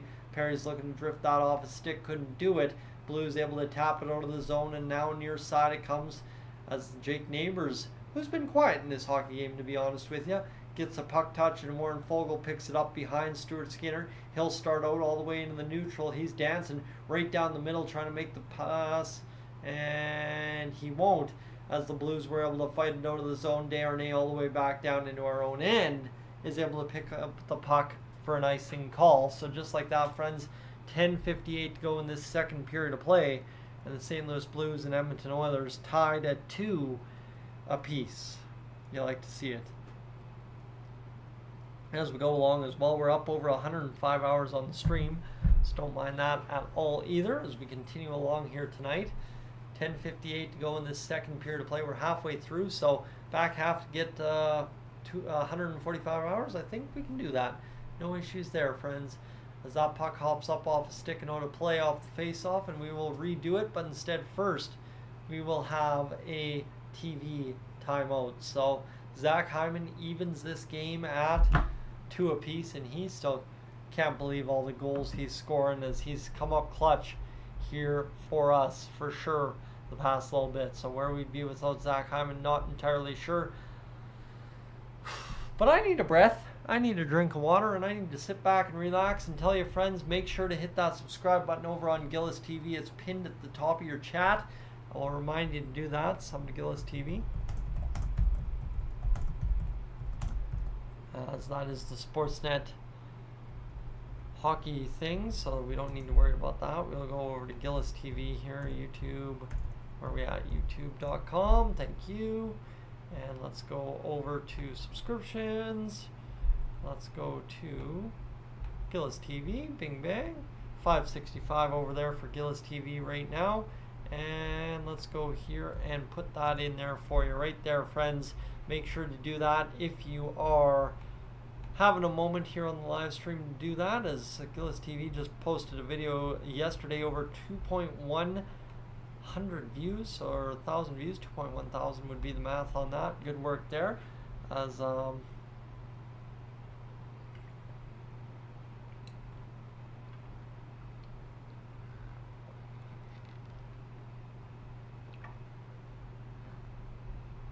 right, get the water in me. We're good to go.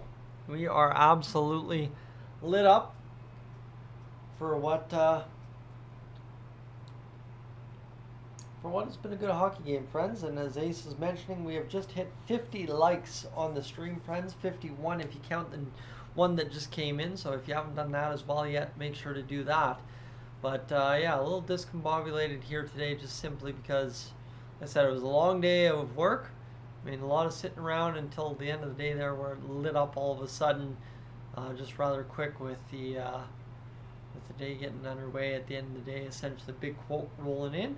But yeah, no, we're trying to survive here tonight. It's 7:54. We got half a hockey game to go, and we'll have the face-off for the Oilers in the offensive zone. Draisaitl wins it back for McDavid, who gets it over to Ekholm. He'll go across to the far side for Bouchard. Down low now for McDavid. McDavid wheeling and dealing alongside Leon Draisaitl. Spins along the boards, gets back to the point, turns it over to the Blues, who tap it out of the zone. Back into the Oilers' end. Matthias Ekholm with the puck. Ekholm over to Bouch. Bouch near side of McDavid. Far side pass there to Draisaitl. I thought that was going middle of the ice and going to be cut off for a 2-on-1 back the other way. Bouchard fires an absolute blister of a shot. That went nowhere good. And this comes down into the Oilers' end now, as this picked up by the Blues in the middle of the ice. Kevin Hayes had the costly penalty that cost the Blues the first goal of the night for the Oilers. Tapped in by the Blues into the Oilers' end now. 2-2, 10:05 to go in the second period of play here, friends. This goes across the far side. Holloway taps it off the boards. 9:59 in this second period remaining. This is going to be picked up now by Zach Hyman over to Dylan Holloway. Plays it to the middle. Couldn't find Nugent Hopkins. Puck went up and out of play. With 9:49 to go, we will have a stoppage in play here in this one. So there you have it, 2-2. And things continue to roll along. All right. Whew. Ay, ay, ay. Falling asleep sitting up too. I think I got too much heat down here all of a sudden. With the assist on Zach Hyman's 40th goals, Evan Bouchard now has 57 points, the most by an Edmonton Oilers defenseman since Paul Coffey had 67 points back in 1986-87. So just like that, I believe Evan Bouchard's season with the Edmonton Oilers this year is a, what could you say, a top 5 defensive season all time for the Edmonton Oilers in point scoring. That is pretty impressive, friends, if I don't say so myself. I think it would be the top 5 or top 7, depending on how Paul Coffey's stats looked from about 1983 to 1987. Ooh. Well, we continue along nonetheless. Mr. Doom, welcome aboard as we continue to roll along here for the ride. As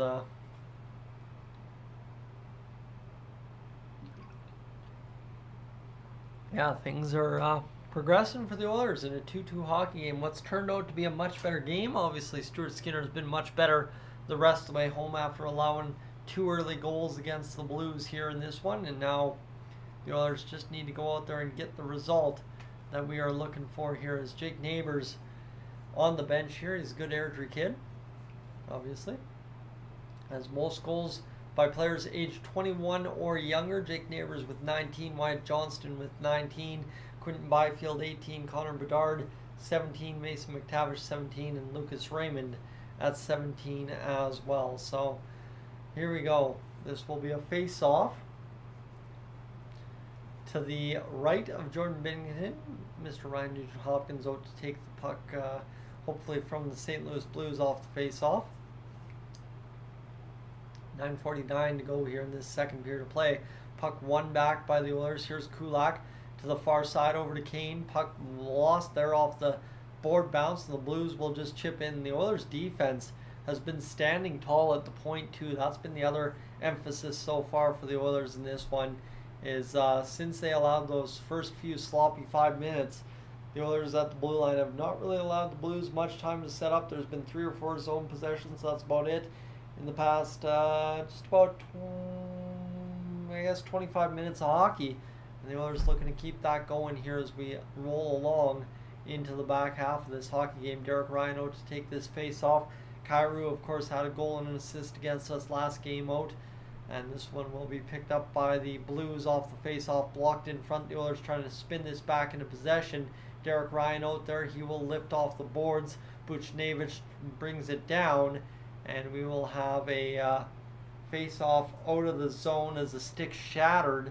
Buchnevich looked to get the better of one Derek Ryan's stick on that one. 9:25 to go in this second period of play. Evander Kane rolling around looking to take this face-off along the boards. As they've got more Evander Kane stats. He looks to be the player of interest here on Scotiabank Wednesday Night Hockey. 8th career hat trick against the Anaheim Ducks back on February 7th. Or was that 9th? I think that was 9th. It's the face-off. Will be down and won back by the Oilers. 9:24 to go here in this second period of play. Puck picked up by Kulak off the face-off.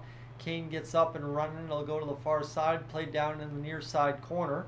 The Oilers see it go back to the blue line as Kane will not be able to win that battle. Is tough go there. He's been fighting it tonight, of course, as Cody Ceci goes down low to Darnell Nurse over to the near side for Kane, who again gets tripped up on his own 2 feet.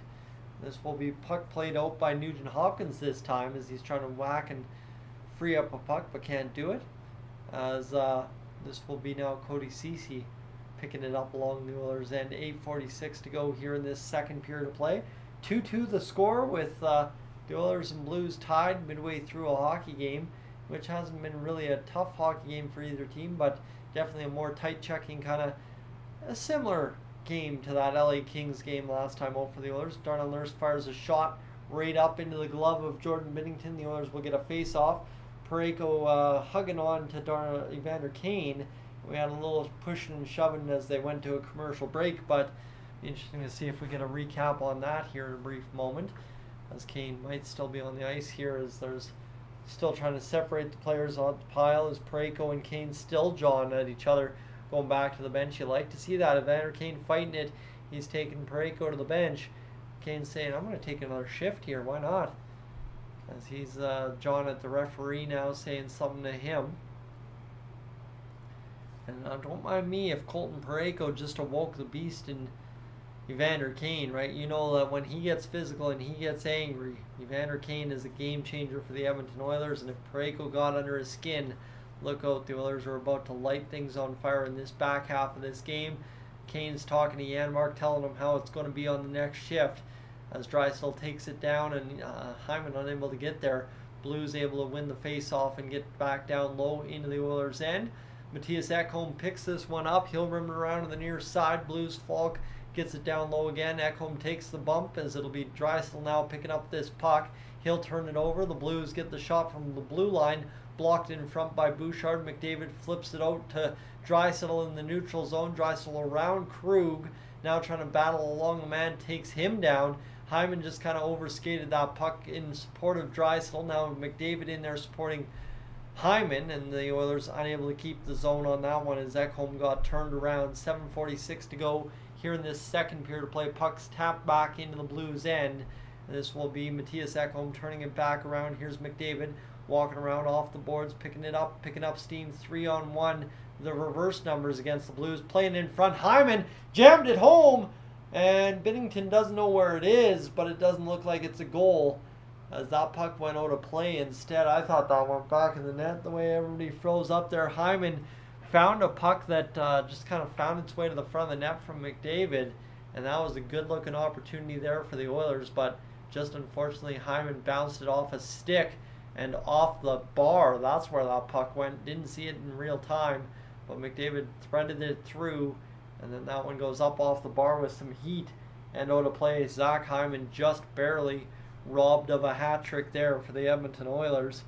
As we got Hyman absolutely dumbing along. We've got a freeze in the stream. So let me re-up that here. And we should be back to play here as that will be covering it up is Jordan Binnington. So we'll have a stoppage and play with 7:18 to go. Zach Hyman, absolutely a beauty for the Edmonton Oilers. I mean, he has been all around it tonight and all around it all season long. Friends, we will head to commercial break with a few minutes to go here in this second period of play for the Oilers and the St. Louis Blues by the looks of it. Hyman's just in disbelief that that puck did not go in.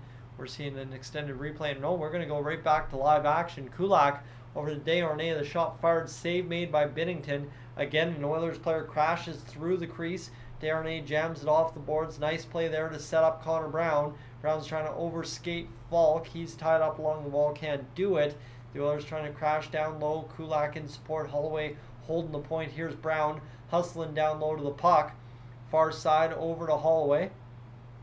And it comes out of the zone as the Blues are 10-4-2 in their last 16 games against the Oilers. You're saying it's impossible. Well, it just might be, as this will be a puck now played to the neutral ice for the Blues. They're across the line. They're trying to outskate Darnell Nurse. Drifted on net by the Blues. Kick save for one. Stuart Skinner, and loading up the other way is Dylan Holloway, firing the puck right on net onto one Mr. Jordan Binnington. As here's Ryan McLeod trying to set up Connor Brown in front. Brown's trying to support down low. McLeod to the front of the net. Can't get it there as Fogle takes on his shift. He's trying to get this job going, and here's McLeod trying to get it going, can't do it. And this will instead be played to the far side now for Nick Leddy by the St. Louis Blues as they enter the Oilers zone. 6:02 to go in this second period of play. Blues in behind the Oilers net. Here's an absolute slammer of a shot by Parayko, swallowed up by Stuart Skinner, and we will have a stop and play with a save made on that one. And Stuart Skinner looking sharp so far in this second period, swallowing that one up and making sure it didn't end up in the back of the net. So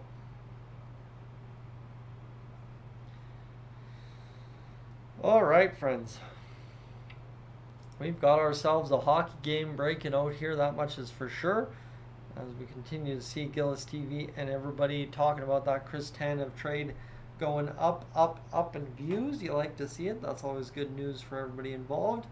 And old Patrick there is just saving things for the post-game show. You betcha on that.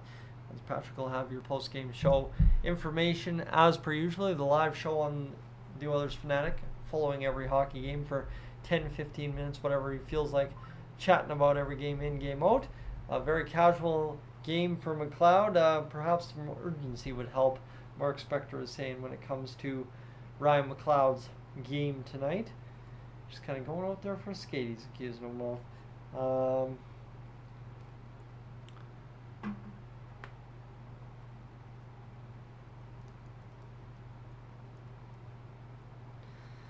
Okay, I don't think there's really anything else to talk about here. Falling asleep, but by the way, Connor McDavid has 2 assists tonight. Like I said, talking about it. We have all predicted something this evening. It seems like with this Edmonton Oilers squad, you like to see that because obviously it's key right there for the Oilers tonight to keen in and get some good results. Friends, Jordan Binnington, most 20-win seasons in Blues history. Michael Lutt, of course, with 5. Jake Allen and Curtis Joseph, the other 2, with 4. So, most wins in Blues history. Jake Allen at 148, most recent in history. Grant Fuhr with Jordan Binnington and Curtis Joseph. The Oilers win the face-off down low. This one will play it off the boards. Evander Kane able to come out and play that puck. 5:48 to go in this second period of play as the Blues will enter the Oilers zone once more. Here's Thomas firing a shot completely wide of the Oilers net. Oilers, though, see Blues set up the attack in their own end as they will get going. Kyrou bounces off the boards, tries to play it to the front. Did Buchnevich or Thomas along the far side corner. Puck comes up and out of play, and we will have a stoppage in play. So 5:30 to go in this second period as the Oilers continue along here. In a 2-2 hockey game, the shot's 19-16. So relatively speaking, Stuart Skinner's having a decent night again. Just a rough start, rather, over.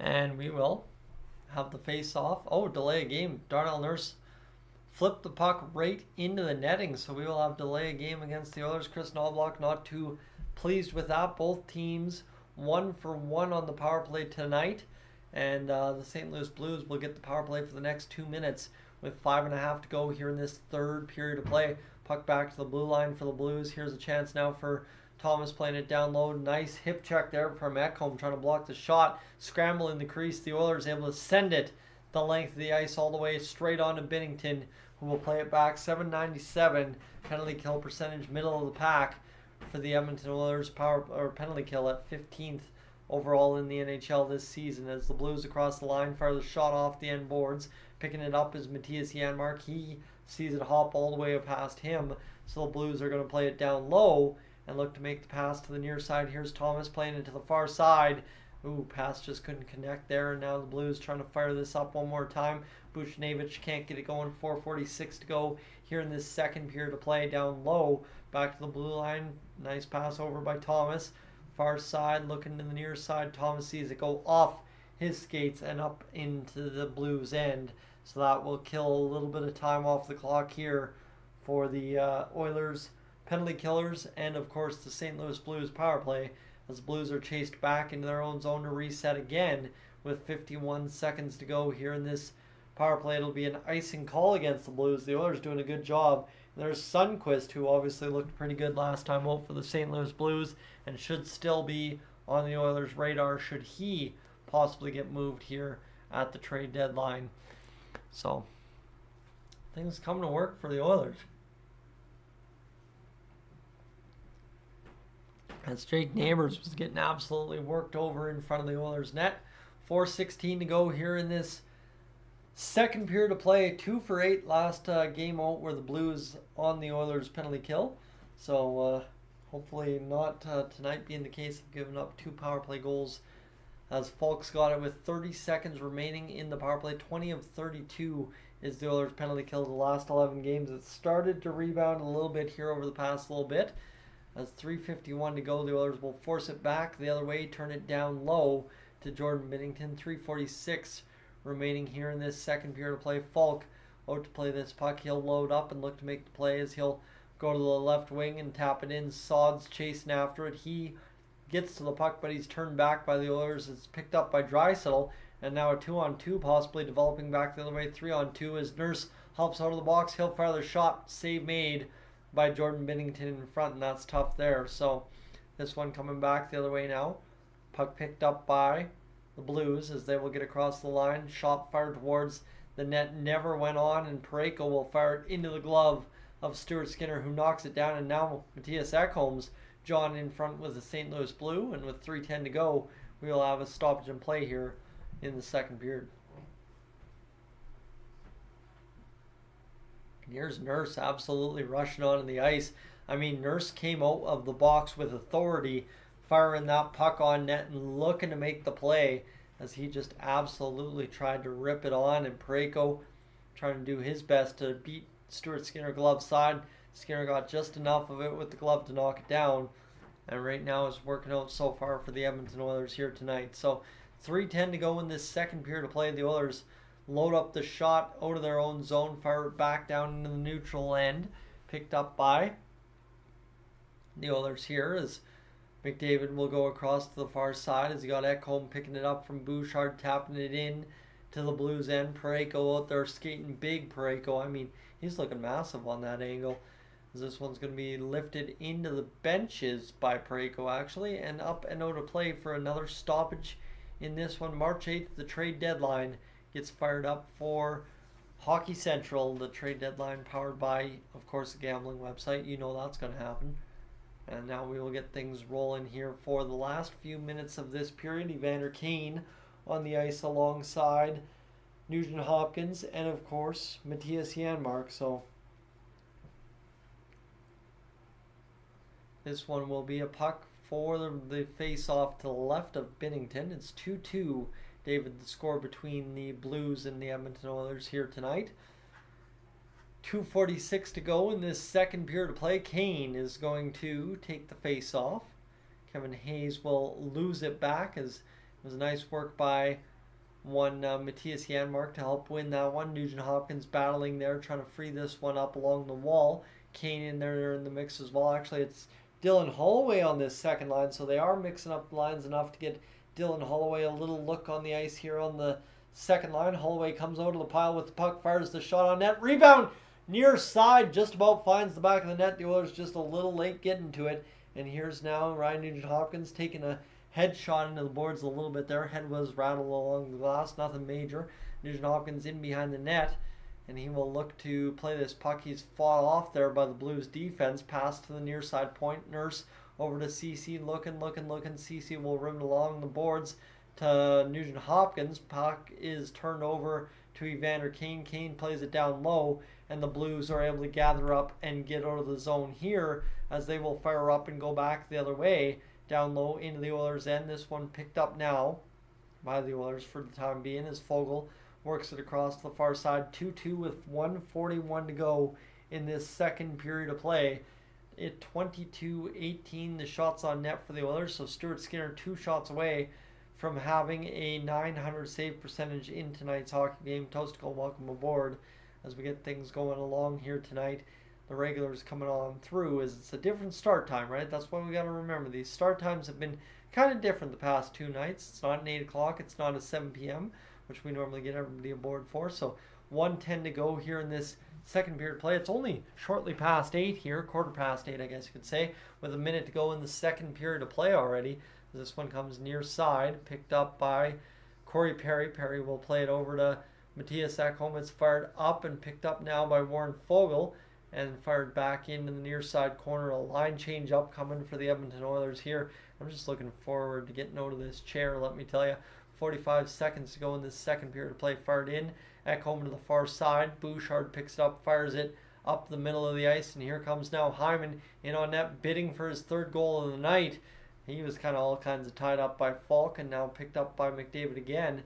McDavid will backhand off to Draisaitl. Draisaitl looking down to McDavid. McDavid looking to the point. Here's Bouchard. Bouchard's loading. Shot fired, blocked in front and tipped back the other way. Sundqvist has got a 2-on-1 with Thomas, but Kyrou. It's blocked in front, and here's Kyrou trying to load up the short side pass. Can't do it. And McDavid trying to spin off the check to get that puck out. Sundqvist instead fired a shot with 1 minute or 1 second to go, and Bouchard takes a call against Sundqvist, and Bouchard cannot believe it. as yeah, that was tough right there. So Bouchard's going to go to the box to start the third period. Friends, I will be back. It is, of course, Zach Hyman with both goals for the Edmonton Oilers so far. I'll be back here in a little bit. Thanks for tuning in. We'll be right back.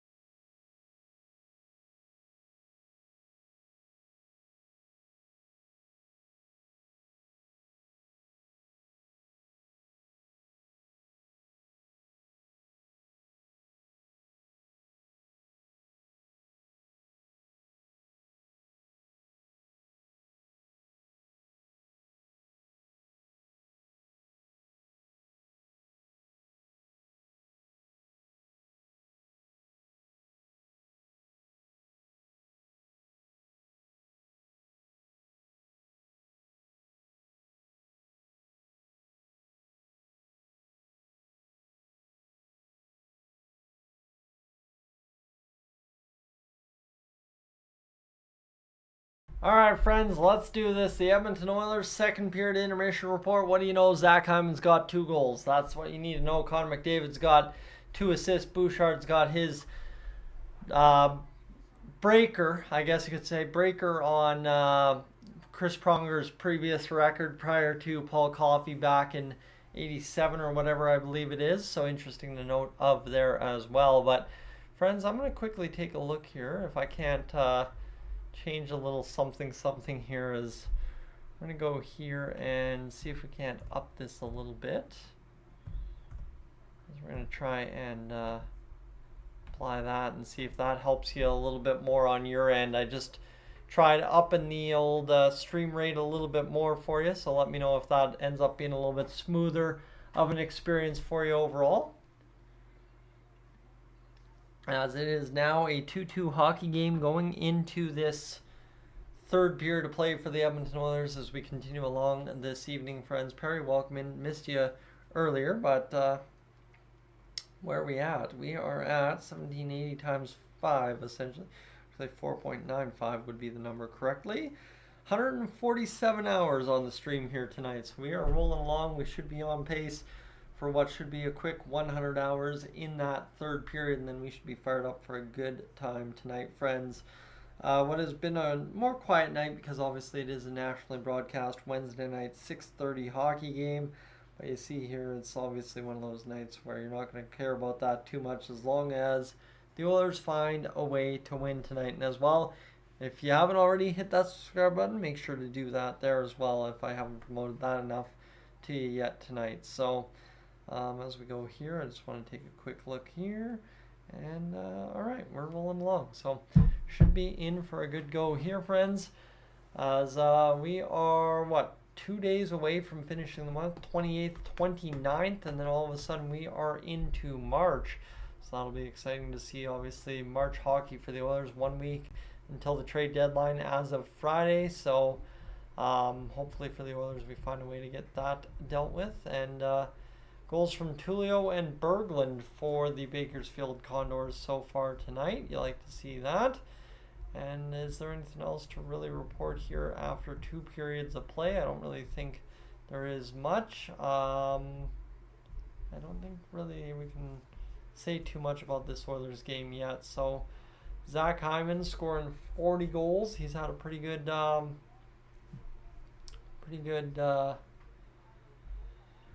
run for the Edmonton Oilers. And let's see what else we got. Don't think there's much. Yep, no, this is yeah, no, I think we are good to go, friends. And yeah, I think we are fine and dandy. So we continue along here. Zach Hyman alongside Gene Principe. Just trying to figure out, make sure we're not missing anything here in the intermission. But all right, Ace Huge Brown at 13:07. There's my pen. Let me actually write that down for once. Is that 13:07 into the third period, or is that 13:07 left in the third period? Let me know. As it is all downhill to the weekend from here, Jack. That is the big thing. I got to remind myself it's Thursday and then Friday, of course, going to the city, have a good weekend, and fire up what's going to be a couple of busy days, I guess, of shopping. It's that time of year at work where things are slowed down, and I kind of actually have a little bit of time on the weekends because we aren't doing after hours calls anymore to go out and go to the mall without fear of interruptions. So I'm gonna go to the mall and fire up some shopping. I've got some cash saved up from a few things over the past few weeks here where I've had some cash kicking around, and I'm gonna go buy myself some nice flannels, right? You guys always see those flannels I have. I'm gonna go buy a whole wardrobe of them and call it good. I think that's going to be the new outfits, some long sleeves and then some short sleeves as well. So we're just a few days away from doing that. But obviously, friends, we got to get this Oilers game off and won, a game against the St. Louis Blues that is very necessary in the standings. It would get us to 72 points, which would mean we are just moments away from clutching off what would be a playoff spot. And Merrick says, watch out. Yes, indeed. As we are, 72 points would get us minus 94. 22 divided by 2 is 11 wins down the stretch for the Oilers, needed to make a playoff spot. Of course, you think 11 out of the next, say, 25 games. That seems very, very doable. So 1307. Okay, I will just mark down 1307. Gillis TV, your phone died. You got, yeah, I gotta go up there for Christmas. I'm gonna buy you 5 chargers. I think that's what I'm gonna buy Gillis TV for Christmas, or I'll just watch. Once he's monetized here on YouTube, I'll watch 5 of his videos 15 times over, enough for him to buy a cheap gas station charger, I guess you could say. So we'll see what happens here for the Oilers, but loving the chat along for the ride. Dean, glad to have you aboard tonight as we are just rolling into this back half of the intermission, and then we will get this game fired up and back underway here in a brief moment. We are closing in on that 200-hour marker here, as we've got just over an hour to go down the stretch in this hockey game, so we should be set for what will be a pretty good go, one might think. 152 hours. We got third period of hockey, and need a new phone on a charger. I don't know if that's the case. Charge the phone. Or just quit scrolling every 5 seconds. Or just quit watching Dolynny TV. I'm giving a lot of bad options here. Maybe do none of those. None of those would be good. Either way, what do we got? It has been tough. There's been a lot of commercials tonight. I will be honest with you, friends. There has been a lot of commercials and a lot of dead air to fill tonight. Columbus and Rangers, the highlights, as Johnny Gaudreau took a shoulder-to-shoulder check and ended up down on the ice hurting, and then getting shoved on top of, and then they couldn't open the side door enough for him to get through. So the Blues, though, or the Blue Jackets, scoring a goal to make it 2-1 in the third period. Sturkin kind of coughing up a weak one, and then the Blue Jacket or Rangers firing an absolute missile into the net, airmailed to the back of the net by Panarin, perfectly on target. 4-1 final for them. 40-17-3 are the New York Rangers this season. Of course, we're seeing a whole bunch of highlights here. The New York squad throwing a hit from behind for the PWHL. And obviously, too, they were able to come back and tie the hockey game in the third period on the power play. And then I don't know what they did from there. The Ottawa team went through and fired one top corners. I am not. Oh, actually, that has been improved. Ottawa now has 4 wins, 4 overtime losses, and 5 losses. I don't know how that all shakes out, but we've got a Sportsnet Central update here on the broadcast tonight on Wednesday night. Scotiabank Hockey. Ken and Ivanka getting us going for what should be a pretty good recap this evening. Obviously, the Oilers and Blues, the biggest thing to be decided yet tonight. As we continue along, friends, into the back half of the intermission here. So we should be just about set to get things going for another period of hockey. The Oilers desperately need to get things going in this third period and light it up in a big way. Scotty Barnes playing the Dallas Mavericks, having a pretty good go, slamming one down. And you got the Mavs coming back the other way. Nice little jump shot there by Doncic as he just comes up over top and fires one home for a 136-125 victory over top of the 22-37 Toronto Raptors. That's embarrassing. And then the Blue Jays were playing the Rays today, and this looks like a disaster class there, but actually it's a beautiful play there by the Blue Jays third baseman, and the Blue Jays going to town there in spring training. They were down 2-1. They ended up winning the game 3-2. You don't mind seeing that at all. Then they quickly cut away from the highlights. So, yeah, see what happens.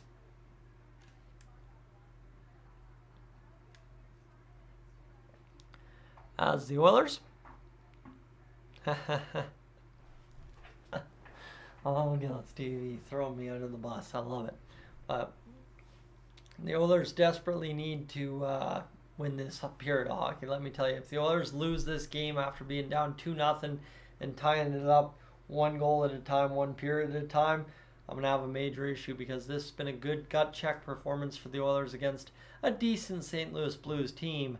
And if they can't find a way to win this hockey game tonight, I mean, we have all rights to be upset after they came back and got the job done. So hopefully we get this done.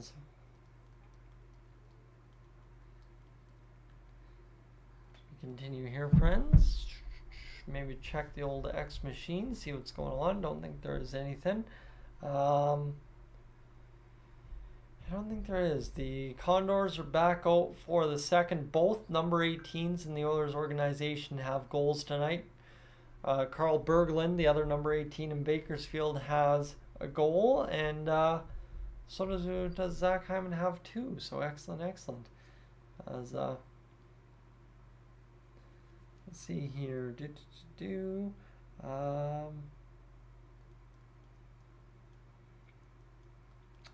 Sorry, friends, just working along here. It's been a weird go today, I guess you could say. Been a weird go. Not having the Sportsnet scoreboard's kind of tough. Not that much I will tell you about. That's been the toughest part. But marks out of $1 million so far. Simon, again, this is where I'd split it right down the million at 500,000. As I really don't think there's much to write home about for the Oilers so far other than Zach Hyman. And really not much to write home about for the St. Louis Blues other than 2 quick goals to start a hockey game. So hopefully both teams continue to get goaltending and the Oilers just crush it down the stretch here in a little bit. So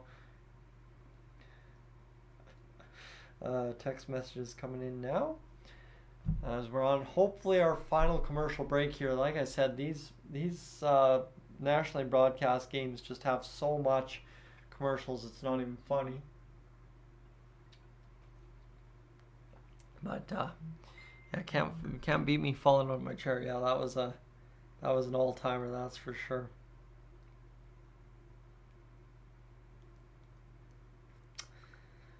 That was early start in the season, wasn't it? That was earlier on in the year, this year, I think it was. Let's see. Nothing there. All right. Well, let's see this commercial break come to an end. Let's get back to hockey, friends. I'm itching as we got to get this hockey game up and decided. It's 8:33. We can be up and done by 9:30 tonight, and then that would be nice and decent. So, let's see here if we can up the old video quality a little bit more as well. Output, let's go here to 24. Let's go there and see if that improves things even a little bit more for you on your back end home. If anyone's watched the stream quality improve here over the past few minutes, let me know. I've been playing around with the setting in the back end. It seems to have fixed a little bit of stuff. As Patrick, hope the third keeps going like it has and we see a breakout of 4 goals and put this one away. I would like to see that myself, though we will start short-handed in the penalty box. Evan Bouchard to start the third period because of interference against Oscar Sundqvist, and he just kind of rode him out, and then Sundqvist dove down on the ice, and I mean, Bouchard's saying that was a dive all day, but unfortunately the refs not allowing that to be the case. The Oilers should have a make-up call coming though, so should see. As Margaret, yes, they do still have an Oilers store in Edmonton. It's down at Ice District Authentics there. It's a fantastic little location and a lot of merchandise in that place, I will tell you that much. As this puck rims around the boards now, the Blues chasing in their own zone as the Oilers get set to do battle here in this, what is third period of play now. 0 for 3 last night against the Winnipeg Jets. The Blues are 1 for 2 so far tonight. And Ace's prediction needs to come too. Yes, absolutely. 13:07, whether that be the 6:53 mark or 13:07 to go in the third period. That is what you need to look for here. 19:25 to go in this third period. We're tied 2 apiece, and the Oilers have just cleared the puck on this third period penalty kill. $1:15 remaining in this third period. 10 wins when tied after 2. That is the tied for most mark in the NHL. Buchnevich has it popped off his stick. Desharnais pops it a second time off his stick, and the Oilers are going to load up the other way. Here's Janmark to the attack. 3 goals in his last, 3 goals in his last 5 games or something like that. Just couldn't find the handle, and now he's harassing the Blues player back the other way. Kyrou turns over the puck. Here's Brown. Brown over skating the puck to the outside. Kind of just lost the handle there. But again, there you have it. Connor Brown starting to look more and more dangerous, starting to look more and more puck aware by the minute. 38 seconds to go in this power play for the Blues. 18 and a half remaining in this third period of play for the Oilers as Schenn exits his own zone across the Oilers line, fires it in. Mattias Ekholm fires it back out. The Blues are offside, and the Oilers are going to load up and go back to the way. Here's Foegele on the attack. Backhand up and into the netting with 19 seconds to go in the Blues power play. This has been a great penalty kill for the Edmonton Oilers, and it all starts again with aggressive penalty killing and good, just hard work along the wall there from Desharnais to stick with it a couple of times as Janmark and Brown just about combined for another goal. They did. Nugent Hopkins, the finisher last game, as that was a weird little setup line, as this one is McLeod and Foegele getting to work. McLeod looking to penalty kill here with 15 seconds remaining in the power play to the St. Louis Blues to start this first period of play. As time winds down, just about 18 minutes remaining in the third period.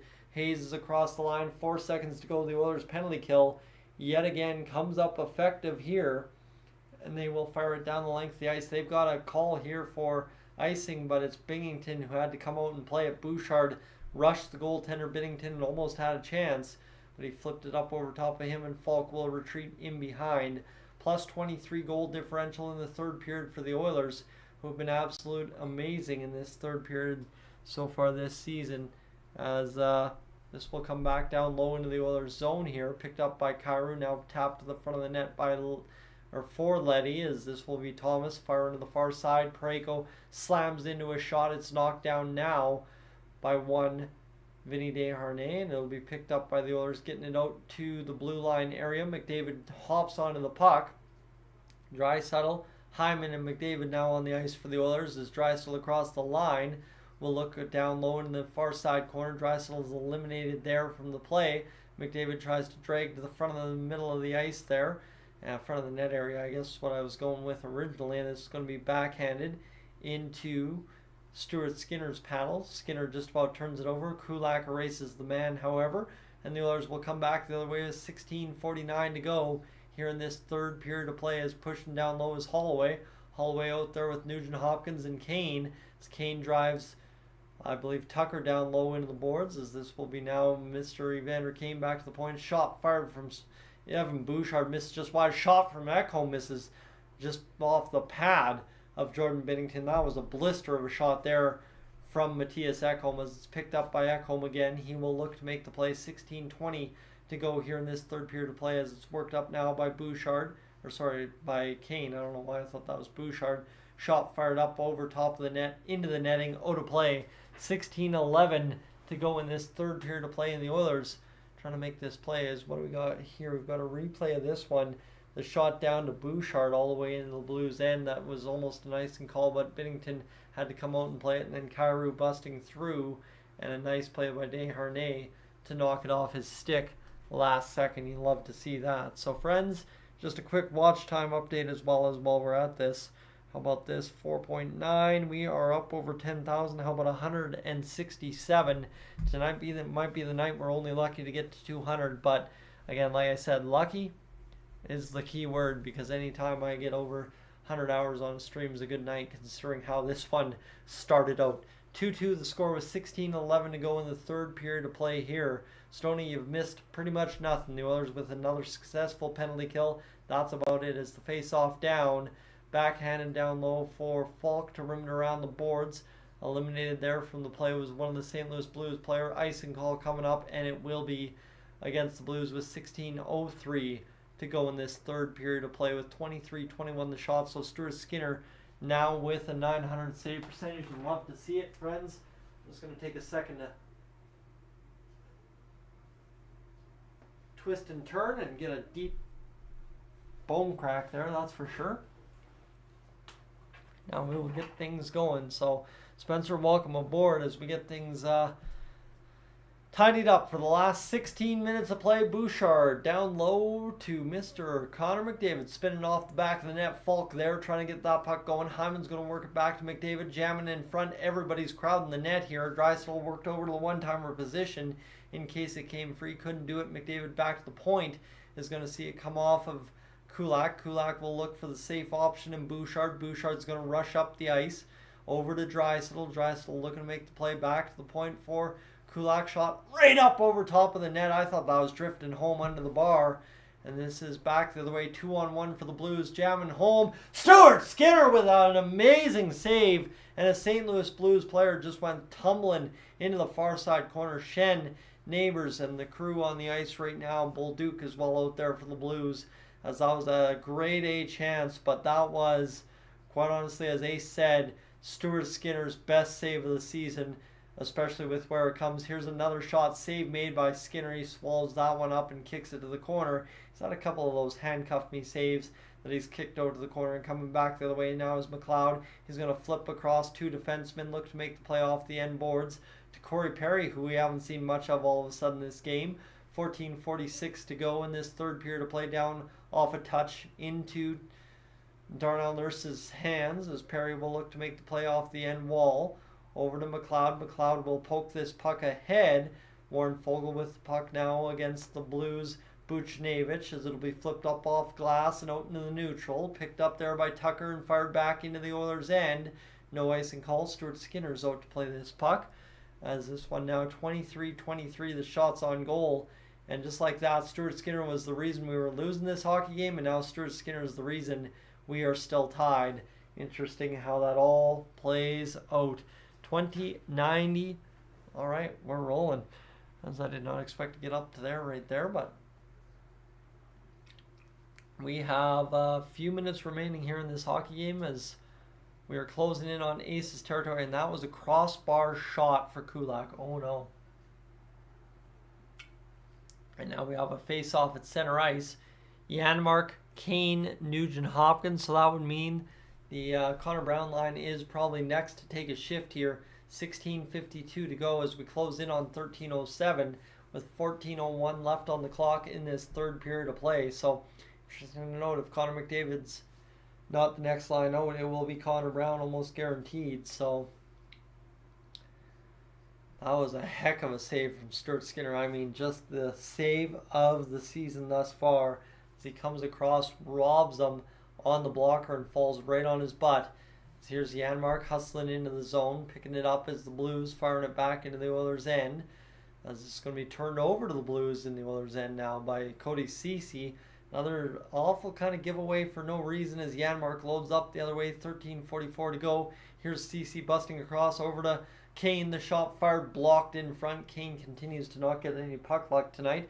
Fired down low to Van Kane now as he'll try and work this one off and can't do it. As this is going to be Torrey Krug firing it in to the Oilers' end. Picked up as Stuart Skinner as Darnell Nurse picks this one over to Cody Ceci, and picking it up now is Connor Brown with 13:17 to go. Here's Brown firing a shot on net into the glove of Jordan Binnington. And you are kidding me if that did not just give me the the absolute jitters right there, seeing Connor Brown coming down the wing with 13:12 on the clock firing that shot. I thought for sure Ace had that one in the bag. My goodness, friends, we were just that close to getting it done. Pyro, when you can't see the score, yeah, unfortunately the score bug's not working tonight. Sportsnet.ca looks to have possibly made some changes, so I might have to go and find a new scoreboard somewhere else here now, unfortunately. So that's interesting to note that unfortunately they're not giving it available like they used to. I don't know if that's something that they meant to do or accidentally did.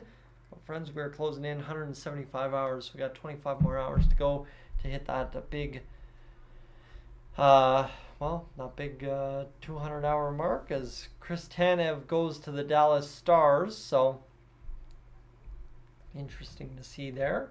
And Stuart Skinner making an absolute beauty of a save. And what else do we have? Don't think there's anything else. The refs and the Oilers Blues game have been the worst I've seen all year. That from World Hockey Report. Well, we'll take that with a grain of salt because I'm sure us Oilers fans have seen it much worse this season. And Edmonton is just 20th in the NHL in penalties drawn per 60. Oilers have the 8th most penalties taken per 60, 4.17. Edmonton has the 3rd worst differential in the NHL. San Jose and Anaheim, absolutely. And Yeah, here we go. We got some people meeting up here. You like to see it. And let's do this, friends. The Oilers and the Blues tied at 2 apiece. Power play goals for Leon Draisaitl this season: 6 right in front of the net, 4 to the outside, 5 to the even more outside. And the Oilers will get the power play. Oh, I don't know why they're showing a power play graphic here when the Oilers aren't getting a power play. 13:07 played in the third period, still have a chance. That's exactly. We are inside as Vinny Desharnais will come back and play this in his own end. Friends, tonight could be an overtime game. Doubt it'll be 5-4 like Gillis TV predicted, but hey, you just never know. As here comes Dylan Holloway down the wing. Picking it up is Derek Ryan. Connor Brown's still out there on the ice, by the way, so keep that in mind as well. The Oilers came out of the TV timeout with a Connor Brown line, so interesting of note there as it comes back to the point. Near side pass to Desharnais. Desharnais over to Kulak. He wins the shot, save made. Holloway working to get that puck free, can't do it. Back down low as Holloway comes to play it, can't do it there either, and this will be a nice play there by Connor Brown to turn over the puck. Brown's done some things right tonight. Let me tell you, he turns over a puck again. Brown gets it back over for McDavid. McDavid now over to Desharnais. Desharnais drifts it down low to Brown, who will fire it around the boards to McDavid. You see McDavid and Brown taking a shift for the first time in a while together. Brown's still out there disrupting, hustling onto it as McDavid. He can't get there, and this puck comes out to center ice, where the Oilers and Blues, all of a sudden, interesting game here. 11:54 to go in this third period of play. 24:23 to go. Shot fired down low into the Blues end, picked up by the Blues, and Draisaitl will fight this off the Blues stick as he will try to backhand this right onto McDavid's tape. Back to the point, McDavid goes to Bouchard, who loads back to McDavid. Over to Bouchard it comes. He's going to settle the puck, look to make the play. Right off of Blue to McDavid. One-timer, Draisaitl stopped by Jordan Binnington. What an absolute robbery there.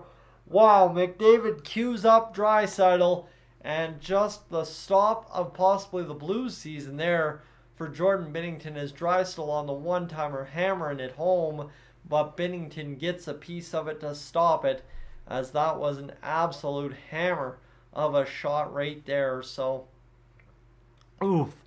But now we get the top line on the ice for a face-off in the offensive zone, as Leon Draisaitl would have loved to score that goal there, as this will be a face-off to the left of Binnington. Back to the point. Here's Bouchard pounding the shot on goal, and Binnington's taken down. He's down in the crease, and they are going to rule play dead, as Jordan Binnington got absolutely steamrolled, and he just didn't want to get up as Hyman got right in front, and Hyman's talking it over with a St. Louis Blue. Binnington's getting worked over, and wow. That was a steamroll. Zach Hyman comes through and makes head contact trying to tip that puck, and then just takes Binnington right down to the ice. So really not that big of a hit unless Binnington lost his feet, as I think it's just more or less the elbow to the head that jarred the body right to the ice and kind of did the twist and turn there for Jordan Binnington.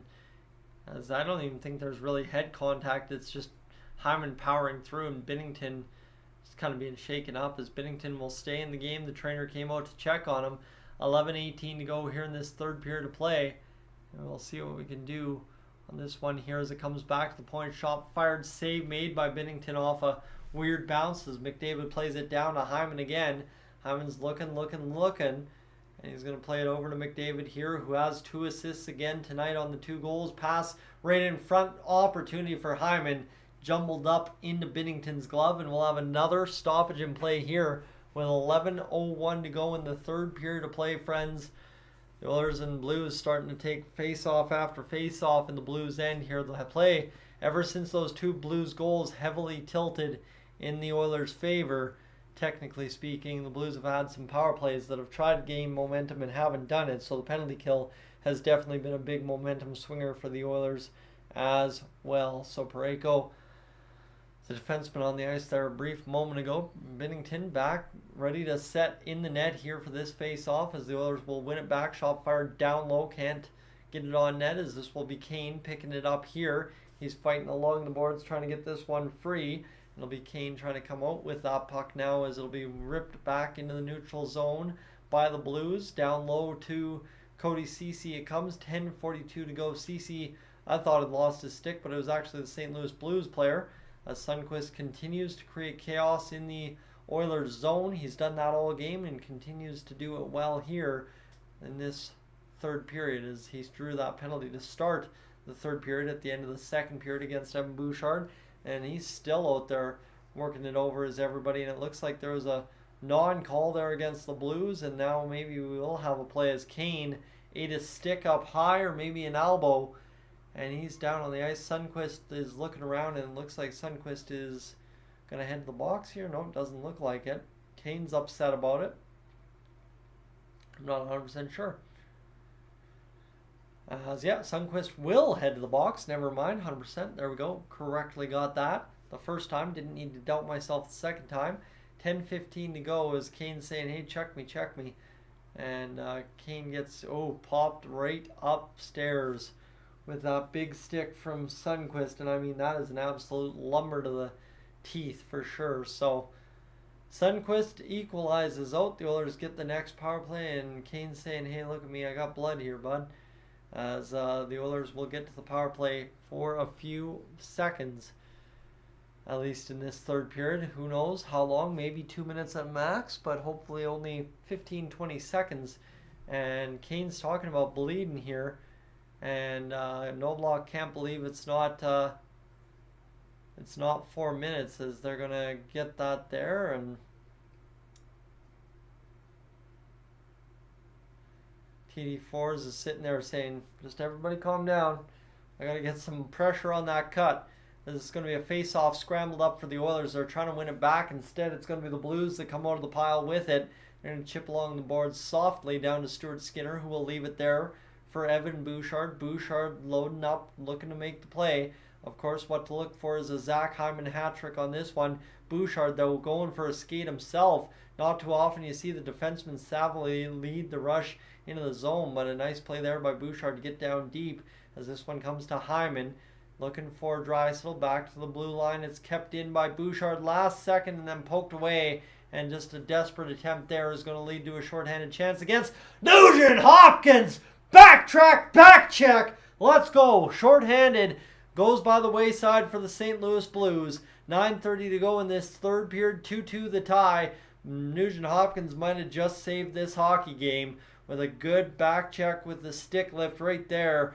And this is now going to allow Bouchard to the point. The shot drifts on net, deflected wide, just off of Connor McDavid. The diving effort there from the Blues, enough to get it out of the zone. Thomas again out there on this shorthanded opportunity, has it peeled off his stick and now picked up by the Oilers. Draisaitl coming back the other way across the line. 9 minutes remaining in the third period of play. McDavid going to work this one down low to the point now, coming up to Bouchard. Back to McDavid. He'll pass off to Draisaitl. Draisaitl in front, looking for the pass. Doesn't get it the first time. Gets it the second time to Bouchard. Going over to McDavid. McDavid walking down, looking for the shot. Peeled off his stick by Justin Falcon. Lifted out into Stuart Skinner's midsection. And the Oilers will play this one back down low for Darnell Nurse. 8.5 to go in this third period to play. 13 seconds to go in this power play for the Oilers. And this one, 8:22 to go in the third period, will come all the way back down to Stuart Skinner. Skinner out to play this puck with Kane, Fogle, and I believe probably Ryan McLeod on the ice, or else Corey Perry, as the Oilers get to the attack here in the brief moments, as this will be loaded up and fired into the Blues' end. Out to play that puck is Fogle, down low to Kane. Not going to come up with it. The shot drifted on net, tipped just wide of the net, as this will be picked up again by Fogle. Down low to Kane, who's got it right in front for Perry. It hops off the side of the net, however. Parayko trying to get this going, as this comes back up to Warren Fogle. He can't make the play at the line. The Blues have a 2-on-1. They're loading up. A nice stick play by Fogle, and Skinner avoids that play with 7:30 to go in this third period of play. Lifted out in the middle of the ice. Here's now Perry. He's going to lift it just gently into the Blues zone.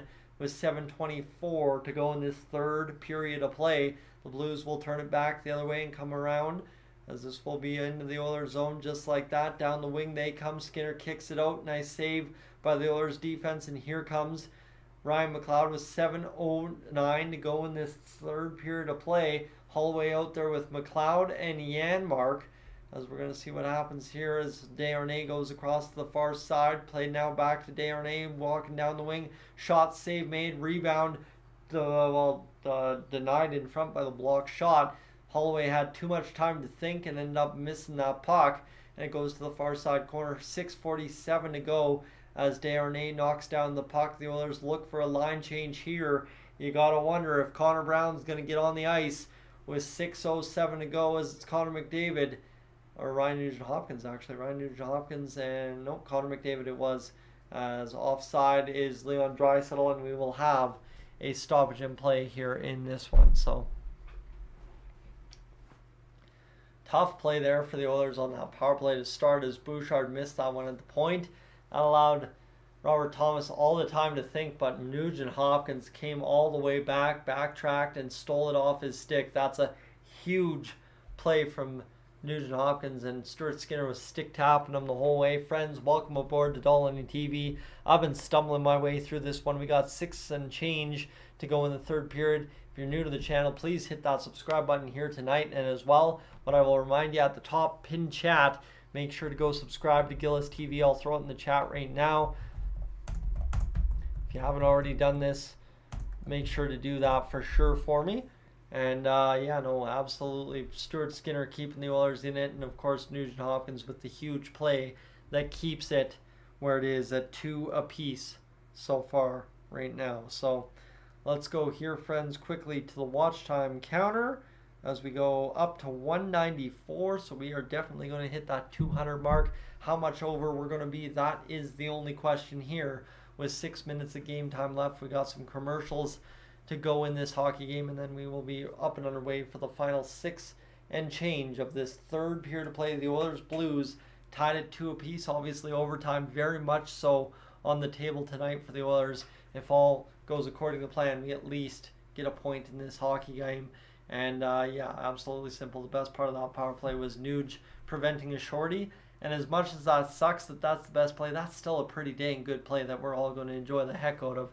That we don't get to see too much from the Edmonton Oilers, especially when shorthanded. They usually bleed some bad chances and don't really go and back check as hard. But it's good. It's good. The back check by Nugent-Hopkins would gain entry into the back check Hall of Fame. Stellar, absolutely. So hopefully for the Oilers it all works out here as we continue along. So let's go here into this third period of plays. Little bit of play here, friends, as we go to 6:26 third period. 28-25 the shots for the Oilers. So like I said, Stuart Skinner has been keeping us in it here this third period long.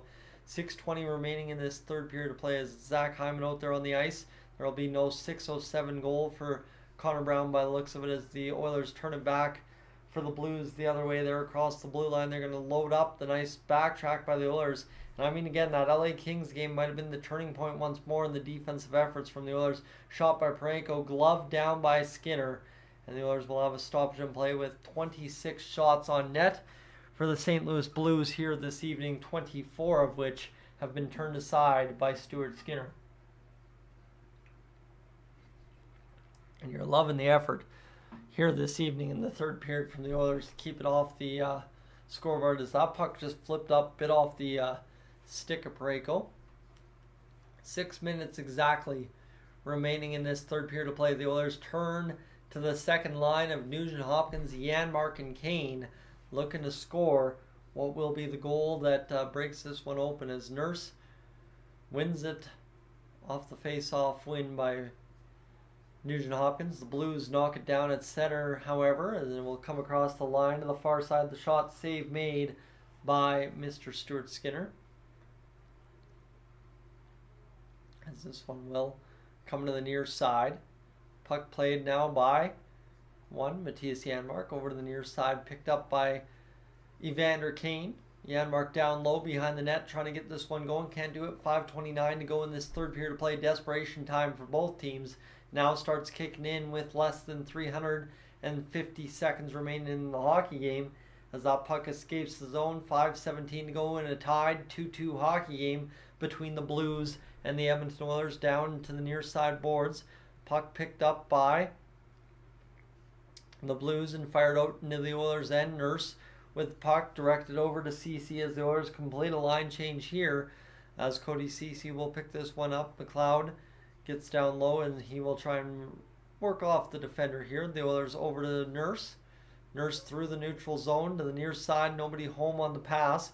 As this comes back up high and puck is flipped back into the middle of the ice. Shot fired in by the St. Louis Blues into the Oilers end as Brett Kulak will lift along the boards. Fogle over, and here's Desharnais going to the near side to Perry. Perry working down low. 4.5 to go in this third period of play. Puck worked along the boards. Not going to happen here any bits. 4:20 to go in this third period as it's worked ahead by Neighbors. Neighbors works down low into the zone and picked up now by the Oilers on the puck strip, and I am struggling. My eyes are falling heavy downwards as this Fogle across the line. 4:09 to go. Shot fired off of Binnington's glove up and out. This one's going to come back the other way and into possession for the Edmonton Oilers. And this is the broadcast flipping over at 9 o'clock. 3:55 to go in this third period of play. Nice play there for the Oilers. Hyman down low as it'll be Draisaitl trying to play it off the defender. And there's only been 13 minutes and 38 seconds of zone possession time here for the Oilers this game and only 9 minutes for the Blues. It has been a tight checking, not much zone time for either team kind of game as the Blues had a lot early on, and that is all as we've got 3:30 to go in this third period of play as Draisaitl lifts down low. Puck picked up by Hyman. Hyman's working along the corner trying to get it to McDavid. Hyman's still working it over there. McDavid trying to come away with it. Draisaitl hacking in the slash and can't come up with it. 3:15 to go in this tied hockey game. Draisaitl onside with Zach Hyman dragging it over. Hyman shoots the puck just over top of the net. Good looking opportunity right in front for Hyman as he couldn't just find the back of the net there as this comes down low to Stuart Skinner. 2:58 to go in this third period of play as Darnell Nurse will load up, get to the near side, fired down low. Around the boards it goes, and the shot fired drifted on net. Doesn't find the back as this will come back to the high point. Here's now Ceci. The shot hammered on net. Binnington sprawls out and makes the save, and the Oilers just cannot seem to catch that break in front of the net that we desperately need to untie this hockey game. It's 2-2. That puck just barely went over top of the net just a moment ago off the tape of Zach Hyman. Gotta breathe, my friends, gotta breathe as we are up over 206 hours now on the stream, so there is still a legit chance that we're going to bust that 250 mark here tonight as the Edmonton Oilers treating us to a good one so far this evening. I will tell you that much for sure as the Oilers 2 on Stu, no chance. And fewest games to 40 goals, Oilers history. Zach Hyman, 56 in Oilers history. Wayne Gretzky, 42, 39, 51. You got 55 for Gretzky in 86. 51 for Yari Curry, that is, in 84, 85. And then Hyman, of course, with 56 this season. You'll love to see it for the Edmonton Oilers and Zach Hyman, who's having a heck of a season so far. So hopefully for the Oilers, we find a way to find the back of the net here rather quickly, and we get this job done. And they are actually showing the backtrack by Ryan Nugent-Hopkins to backtrack on that one. They're showing a GIF, but you got to believe that Nuge is huge is for his back check that saved tonight's hockey game. That much is for sure. And friends, well, let me tell you, we're on commercial break one more time. What I will encourage you to do is, if you haven't already, consider hitting that subscribe button here on Dolynny TV tonight. That would be greatly appreciated as we go into the Tylenol complete player of tonight's hockey game. And if it ain't no one but Zach Hyman, we riot as the Oilers go down low as Zach Hyman jammed away 2 goals tonight and able to get us to a 2-2 tie this evening. Art, How come Nurse is not wearing the A? They alternate between Nurse and Nugent Hopkins home and away. That's the situation. Is they have 3 alternates, 1 for the road, 1 for the home, and then always Draisaitl. Face off to the left of Binnington with 2:42 to go in this third period of play. Puck won back there by the St. Louis Blues. Thomas tries to get across the line. It's onside. Stuart Skinner turns aside his 25th shot of the night, and action's calling overtime tonight. I don't know about that. This puck's going to go to the far side. Picked up, shot fired, glove save made by Skinner. Now picked up by Ryan. Ryan's going to see this lifted out to Torrey Krug, who of course did take a bump and bruise earlier on in this hockey game. 2:12 to go in this third period of play, as Krug will play this to the near side for Jake Neighbors. Neighbors across the line, in on goal, fires the shot up over top of the net, goes to the far side, picked up for the Blues as they will try to get this loaded up. Nice play by Draisaitl. Draisaitl will work and fire it down into the Blues end. Puck picked up there by Binnington, but it's worked to the blue line where the Oilers have it. Bouchard over to Ekholm. Ekholm's going to fire down low, scramble in the crease, jamming away at it was Hyman, to no avail, looking for his third of the night. $1:40 to go here in this third period of play. And where is the scoreboard tonight? Unfortunately, the scoreboard is not working with Sportsnet.ca tonight, so unfortunately no scoreboard. We'll see if that is the case next game out. It did work earlier, and then it didn't seem to work the rest of the way home for some reason, so we'll see if it's going up and running next time out. $1:40 to go here in this third period of play. Friends, welcome aboard. If you're just tuning in, it's 2-2 with a $1:40 remaining here in this third period of play. The Oilers top line on the ice, trying to win this hockey game late in this third period. This one's worked down low to McDavid. McDavid's got a D-man sneaking down low. It's Ekholm. Ekholm pinching, trying to get this job going. And it's going to go down to the far side corner as Zach Hyman chasing Parayko there. Turnover to McDavid. McDavid's got the slot. He passes it off. Backhand just fired wide there by Draisaitl. McDavid's got to shoot the puck at some point here. He's having too much fun not scoring goals, I guess. As Bouchard will bounce it off the boards as Saad comes across the line. He's got an opportunity denied there by the Oilers' top defensive pair, I guess, in Bouchard and Ekholm, you could say. Shot fired off of Skinner and out of play with 53.7 seconds to go. The Oilers desperately needing a goal in this third period. And what a turnover there. McDavid had room to shoot, didn't decide to shoot, and then Draisaitl just couldn't jam it backhand behind one Jordan Binnington. That one just ticked off the glove of Stuart Skinner.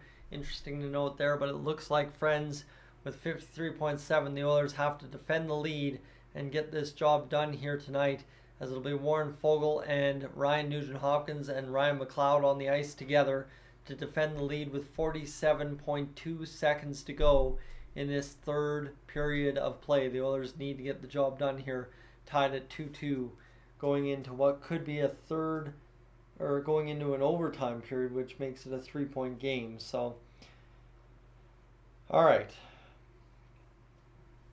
47.2 seconds to go in the third period. 32-30. The shots on goal, as we will redo the face-off here and do it one more time, as this will be face-off, and they will do it again a third time. Okay, good try, and this will be Robert Thomas winning the face-off forward. Kyrou went to play it, but it was a nice play by Cody Ceci to go there, as they are not defending the lead, but they need to protect the score either way, as I do not want to give up goal in the last 40 seconds. Here's Buchnevich in on the attack. Here's a chance now. Shot fired towards the front of the net. Good clear out and a save made by Stuart Skinner on that scramble. Blues trying to make this play, and they need to protect this 2-2 and get it to overtime here. Do not cough up a bad goal right now. 16 seconds to go. The Oilers trying to load up the last play of the hockey game. 10 seconds remain as McDavid will gun up the middle of the ice. To the far side wing he goes. He's going around the defenders. He's got the puck and the game on his stick. He can't get it over to Hyman. To the point it goes, and that will do it, as we will go to overtime here between the Oilers and the St. Louis Blues. Friends, welcome aboard. If you're just tuning in, thank you for choosing Dolynny TV to be, I guess, your call of overtime. Like I said, throughout the stream, if you're new to the channel, I want you to hit that subscribe button here tonight. If you do anything for me, that would be it. As Stuart Skinner got a skate blade on that puck to save it last minute here in this one. What a protection there from the Oilers defense to clear it away after Skinner made the save as well. You like to see it right there. So overtime, let's get this going as Stuart Skinner will skate to the net and see what we can do. As Jerk Spice just right from Subway. I'm not sure if I would do a Subway bowl. I'm not sure if I would do Subway anytime here soon anyway. Not a big, huge fan of Subway at all. I'm much more a Mr. Sub guy. As we go 5.2 and we go here 218 hours watched on the stream, friends. Closing in on 250. I'm thinking we do end up getting there as Stuart Skinner coughs up 2 goals early in this hockey game, and the Oilers claw back with 2 Zach Hyman goals to end up initially getting back to a 2-2 score that held true for pretty much all of the hockey game. And I mean, Stuart Skinner did not look good on either of the first 2 goals of this hockey game. Battled through, came up with some great saves the rest of the way home, and the Oilers now find themselves in a situation where we're going to overtime and we've earned a point in this hockey game. And I feel like against the St. Louis Blues, it should be in the back of the net against Jordan Binnington within the next 5 minutes.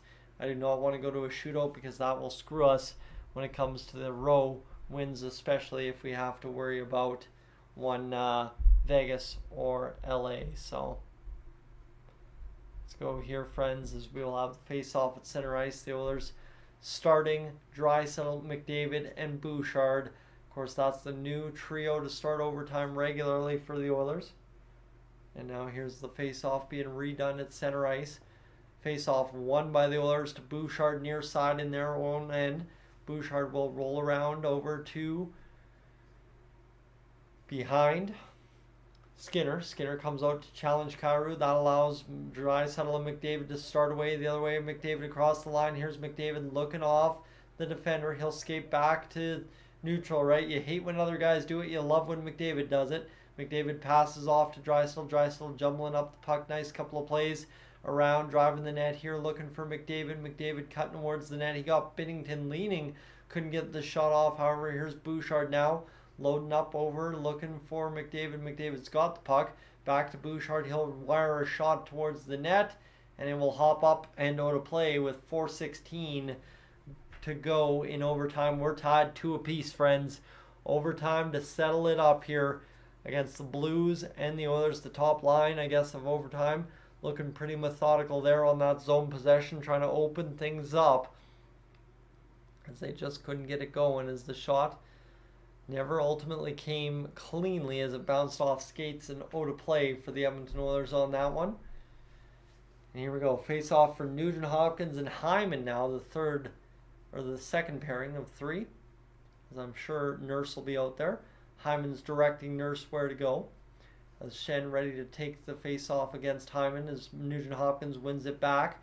He will spin into the far side corner as Hyman comes out to play this puck. Hyman working along the boards there, trying to get this going. 4:06 to go in overtime here as Nugent Hopkins drags along the boards. He picks it up again, past the middle for Hyman. Goes off the skates of Buchnevich, and the Blues gain possession for the first time all overtime, a minute in.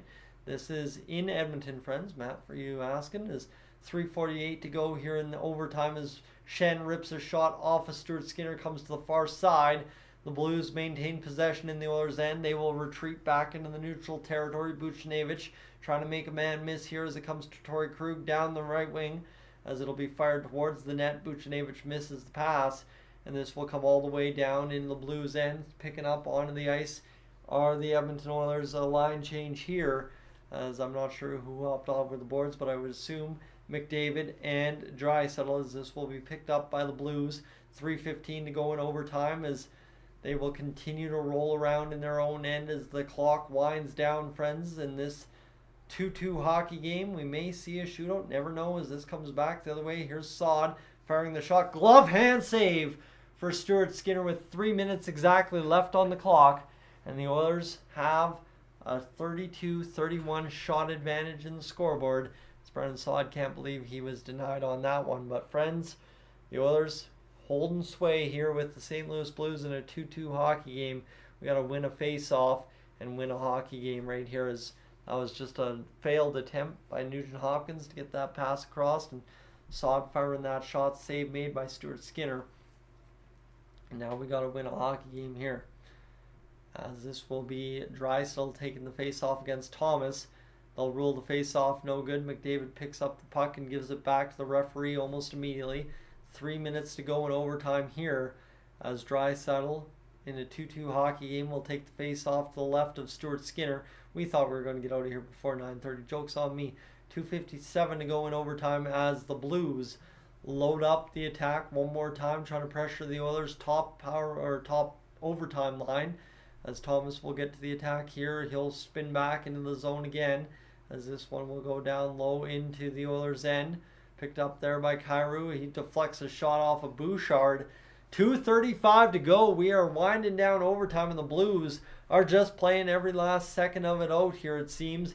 As the Oilers can't seem to get possession back, they'll drive towards the net. Will the Blues? They'll skate around to the middle of the ice. The Oilers cut it off, turn it over. In front is Bouchard, and it comes free for Draisaitl, who will skate away with it in behind Stuart Skinner. He'll start up the attack. 2:13 to go in overtime as Draisaitl sees another man hop over the ice as Draisaitl drives Binnington, knocks the stick out of his hands. Binnington made the glove hand save, and with 2:06 to go in overtime, this will be a stoppage and play with the shots now 33-32 for the Edmonton Oilers. The Oilers continue to attack here, so too do the Blues, as Kyrou chopped one off the pads of Skinner there earlier, and Draisaitl drove to the backhand trying to just put it top corner, and Binnington able to make the save. As here's Nugent Hopkins and Kane out there on the ice now. 2:02 to go in overtime, as this will be back into the offensive zone against the Oilers. Kane fighting down. He's going to be knocked down, but able to fight off the chance there for the Blues enough. Here come the Oilers, Nugent Hopkins and Kane back the other way. Kane's getting hooked. No call coming up against the Blues, as that was an interesting kind of clutch and grab down the ice, as they would used to call it. $1:39 to go in overtime as Kane's skating back to the middle of the ice, looking to make the play. Are the Blues. Buchnevich with $1:30 remaining in overtime. 33-32 to go in this hockey game's shot column, as it's an onside play for the Blues. The shot save made by Skinner. Two Blues alone in front. Skinner again turns the puck aside, and this will be Nugent Hopkins and McDavid. McDavid skating down the right wing. He's got Nuge driving the middle. McDavid sold in that puck and just sold it off the shoulder of one Jordan Binnington. Calm down, relax. Here's McDavid back to the front. Ekholm's out there playing this puck with a minute to go in overtime, as the Oilers will reload the attack. McDavid and Ekholm get their wires crossed. The Oilers have to win here in overtime, that's for sure. Mastermind, as this will come back into the middle of the ice. Picking it there is Ekholm still with the puck, as this is in behind, down low behind Stuart Skinner, now across to Connor McDavid. McDavid back to Ekholm. Ekholm will drift over to Connor McDavid. 31 seconds to go. McDavid up the middle to the far side to the outside. Drifts it off Binnington and scores! Overtime winner for Connor McDavid. And the Oilers seal the deal. 2 points in the column. 25.3 seconds to go in overtime. You knew it had it written all over it. Connor McDavid, the overtime winner. And yes, sirree, play La Bamba Trevor indeed. The Oilers find a way to win tonight's hockey game at long last in overtime. 3-2 over the St. Louis Blues. You love to see it, friends. It's a night of predictions coming true. Let's get to the post-game edition of Dolynny TV, because I want to get on and chat with the boys here before the end of the night. Let's get to it. Hey friends, this is Dolynny TV. Welcome aboard to the post-game edition between the St. Louis Blues and the Edmonton Oilers. No scoreboard. Sportsnet.ca is being funky. Either way, you know what? Guess what? The Oilers win. You can play La Bamba and, of course, celebrate Connor McDavid snapping a goal drought as he flipped one off the shoulder of Jordan Binnington into the back of the net for the overtime winner. And really, what do I want to talk about? I don't want to talk about the 2 goals against Stuart Skinner. I don't really want to talk either about the 2 goals by Zach Hyman. I want to talk about the Oilers doing exactly what the Oilers did on that 16-game winning streak, that 8-game winning streak, where we have started playing good, responsible, clean up your mistakes, make fewer mistakes, come back and stay in the game all game long kind of hockey, right? That's a 60-minute effort where, despite being down 2-0 at one point, the Oilers were never, ever out of this hockey game. A rough first 5 minutes. Yeah, you know what? It's a complete 55-minute effort. But the Oilers, if you're going to control the pace of play, you're going to hang tough with the St. Louis Blues, which are a battle-tested team, quite a few of these players. If you're going to hang tough with them over the course of 60 minutes and then plus into overtime, you do a pretty good job of that tonight and obviously win a hockey game, and that's what it's going to take for the Oilers. Again, St. Louis is a team you need to beat because simply they're in that wild card race. They're 6 points back, now a little bit further back, I'm sure, but you got to remember, if you don't beat the teams behind you, it gets a whole lot tougher to beat the teams in front of you. And the Oilers do exactly that tonight, going out there and winning themselves a hockey game. It's Zach Hyman, Connor McDavid, and Zach Hyman scoring the goals this evening. Hyman's now up to 40 on the season. Can we have a minute? Can we have a minute for the man, the myth, the legend, the former Toronto Maple Leaf, Zach Hyman, who is absolutely just coming into a career like none other as an Edmonton Oiler. He is dominating year in, year out, better than ever before. And you love to see it for Zach Hyman, who has been an absolute key to the Oilers' success to the turnaround this year under Chris Knoblauch. Friends, it's a game in which Stuart Skinner stands on his head. A fantastic effort from him to get the job done this evening. Obviously, a tough first 2 goals. Neither one of them were really pretty. But at the end of the day, he ends up coming out victorious in this one, saving 30-plus shots as the Oilers get going in an incredible 3-2 overtime victory. Another night where the Oilers allow 2 or less goals. You love to see it. But friends, I am gassed. It's been a long night. Really, for the post-game edition, what do I got to say? Truly, at the end of the night, I am just so glad we're playing La Bamba. And I'm going to walk into Superstore tomorrow at about 5:30, and I can guarantee you they'll be playing La Bamba as well. That seems to be tradition over there right now. But friends, to me, to you, a good night. The Oilers win, and we've got 72 points on the campaign. We need about 11 more victories to secure a playoff spot. I'm Tyson, this is Dolynny TV. I am up on out of here. And friends, for those of you still watching on the live stream, thank you so much for hanging out with me tonight. Really do appreciate you hanging out in A-side. Here's the thing, these kind of games, they're nerve-wracking, they're dull at times, they're tough to watch, but at the end of the day it's winning hockey, and if the Oilers want to play like this in the playoffs, we're going to have a lot of fun when it comes down to winning hockey games like that. So hopefully that's the case. We'll see if there's a trade tomorrow to talk about. But friends, for me tonight, I am up on out of here. Thanks for hanging out. We will catch you in the next one. Maybe I should give you a watch time update, though. I know we were watching that quite steadily throughout the live stream, but let's go here. 2737 times 5.5. Giddy up, friends. We hit that 250. Thanks for that. It was in doubt.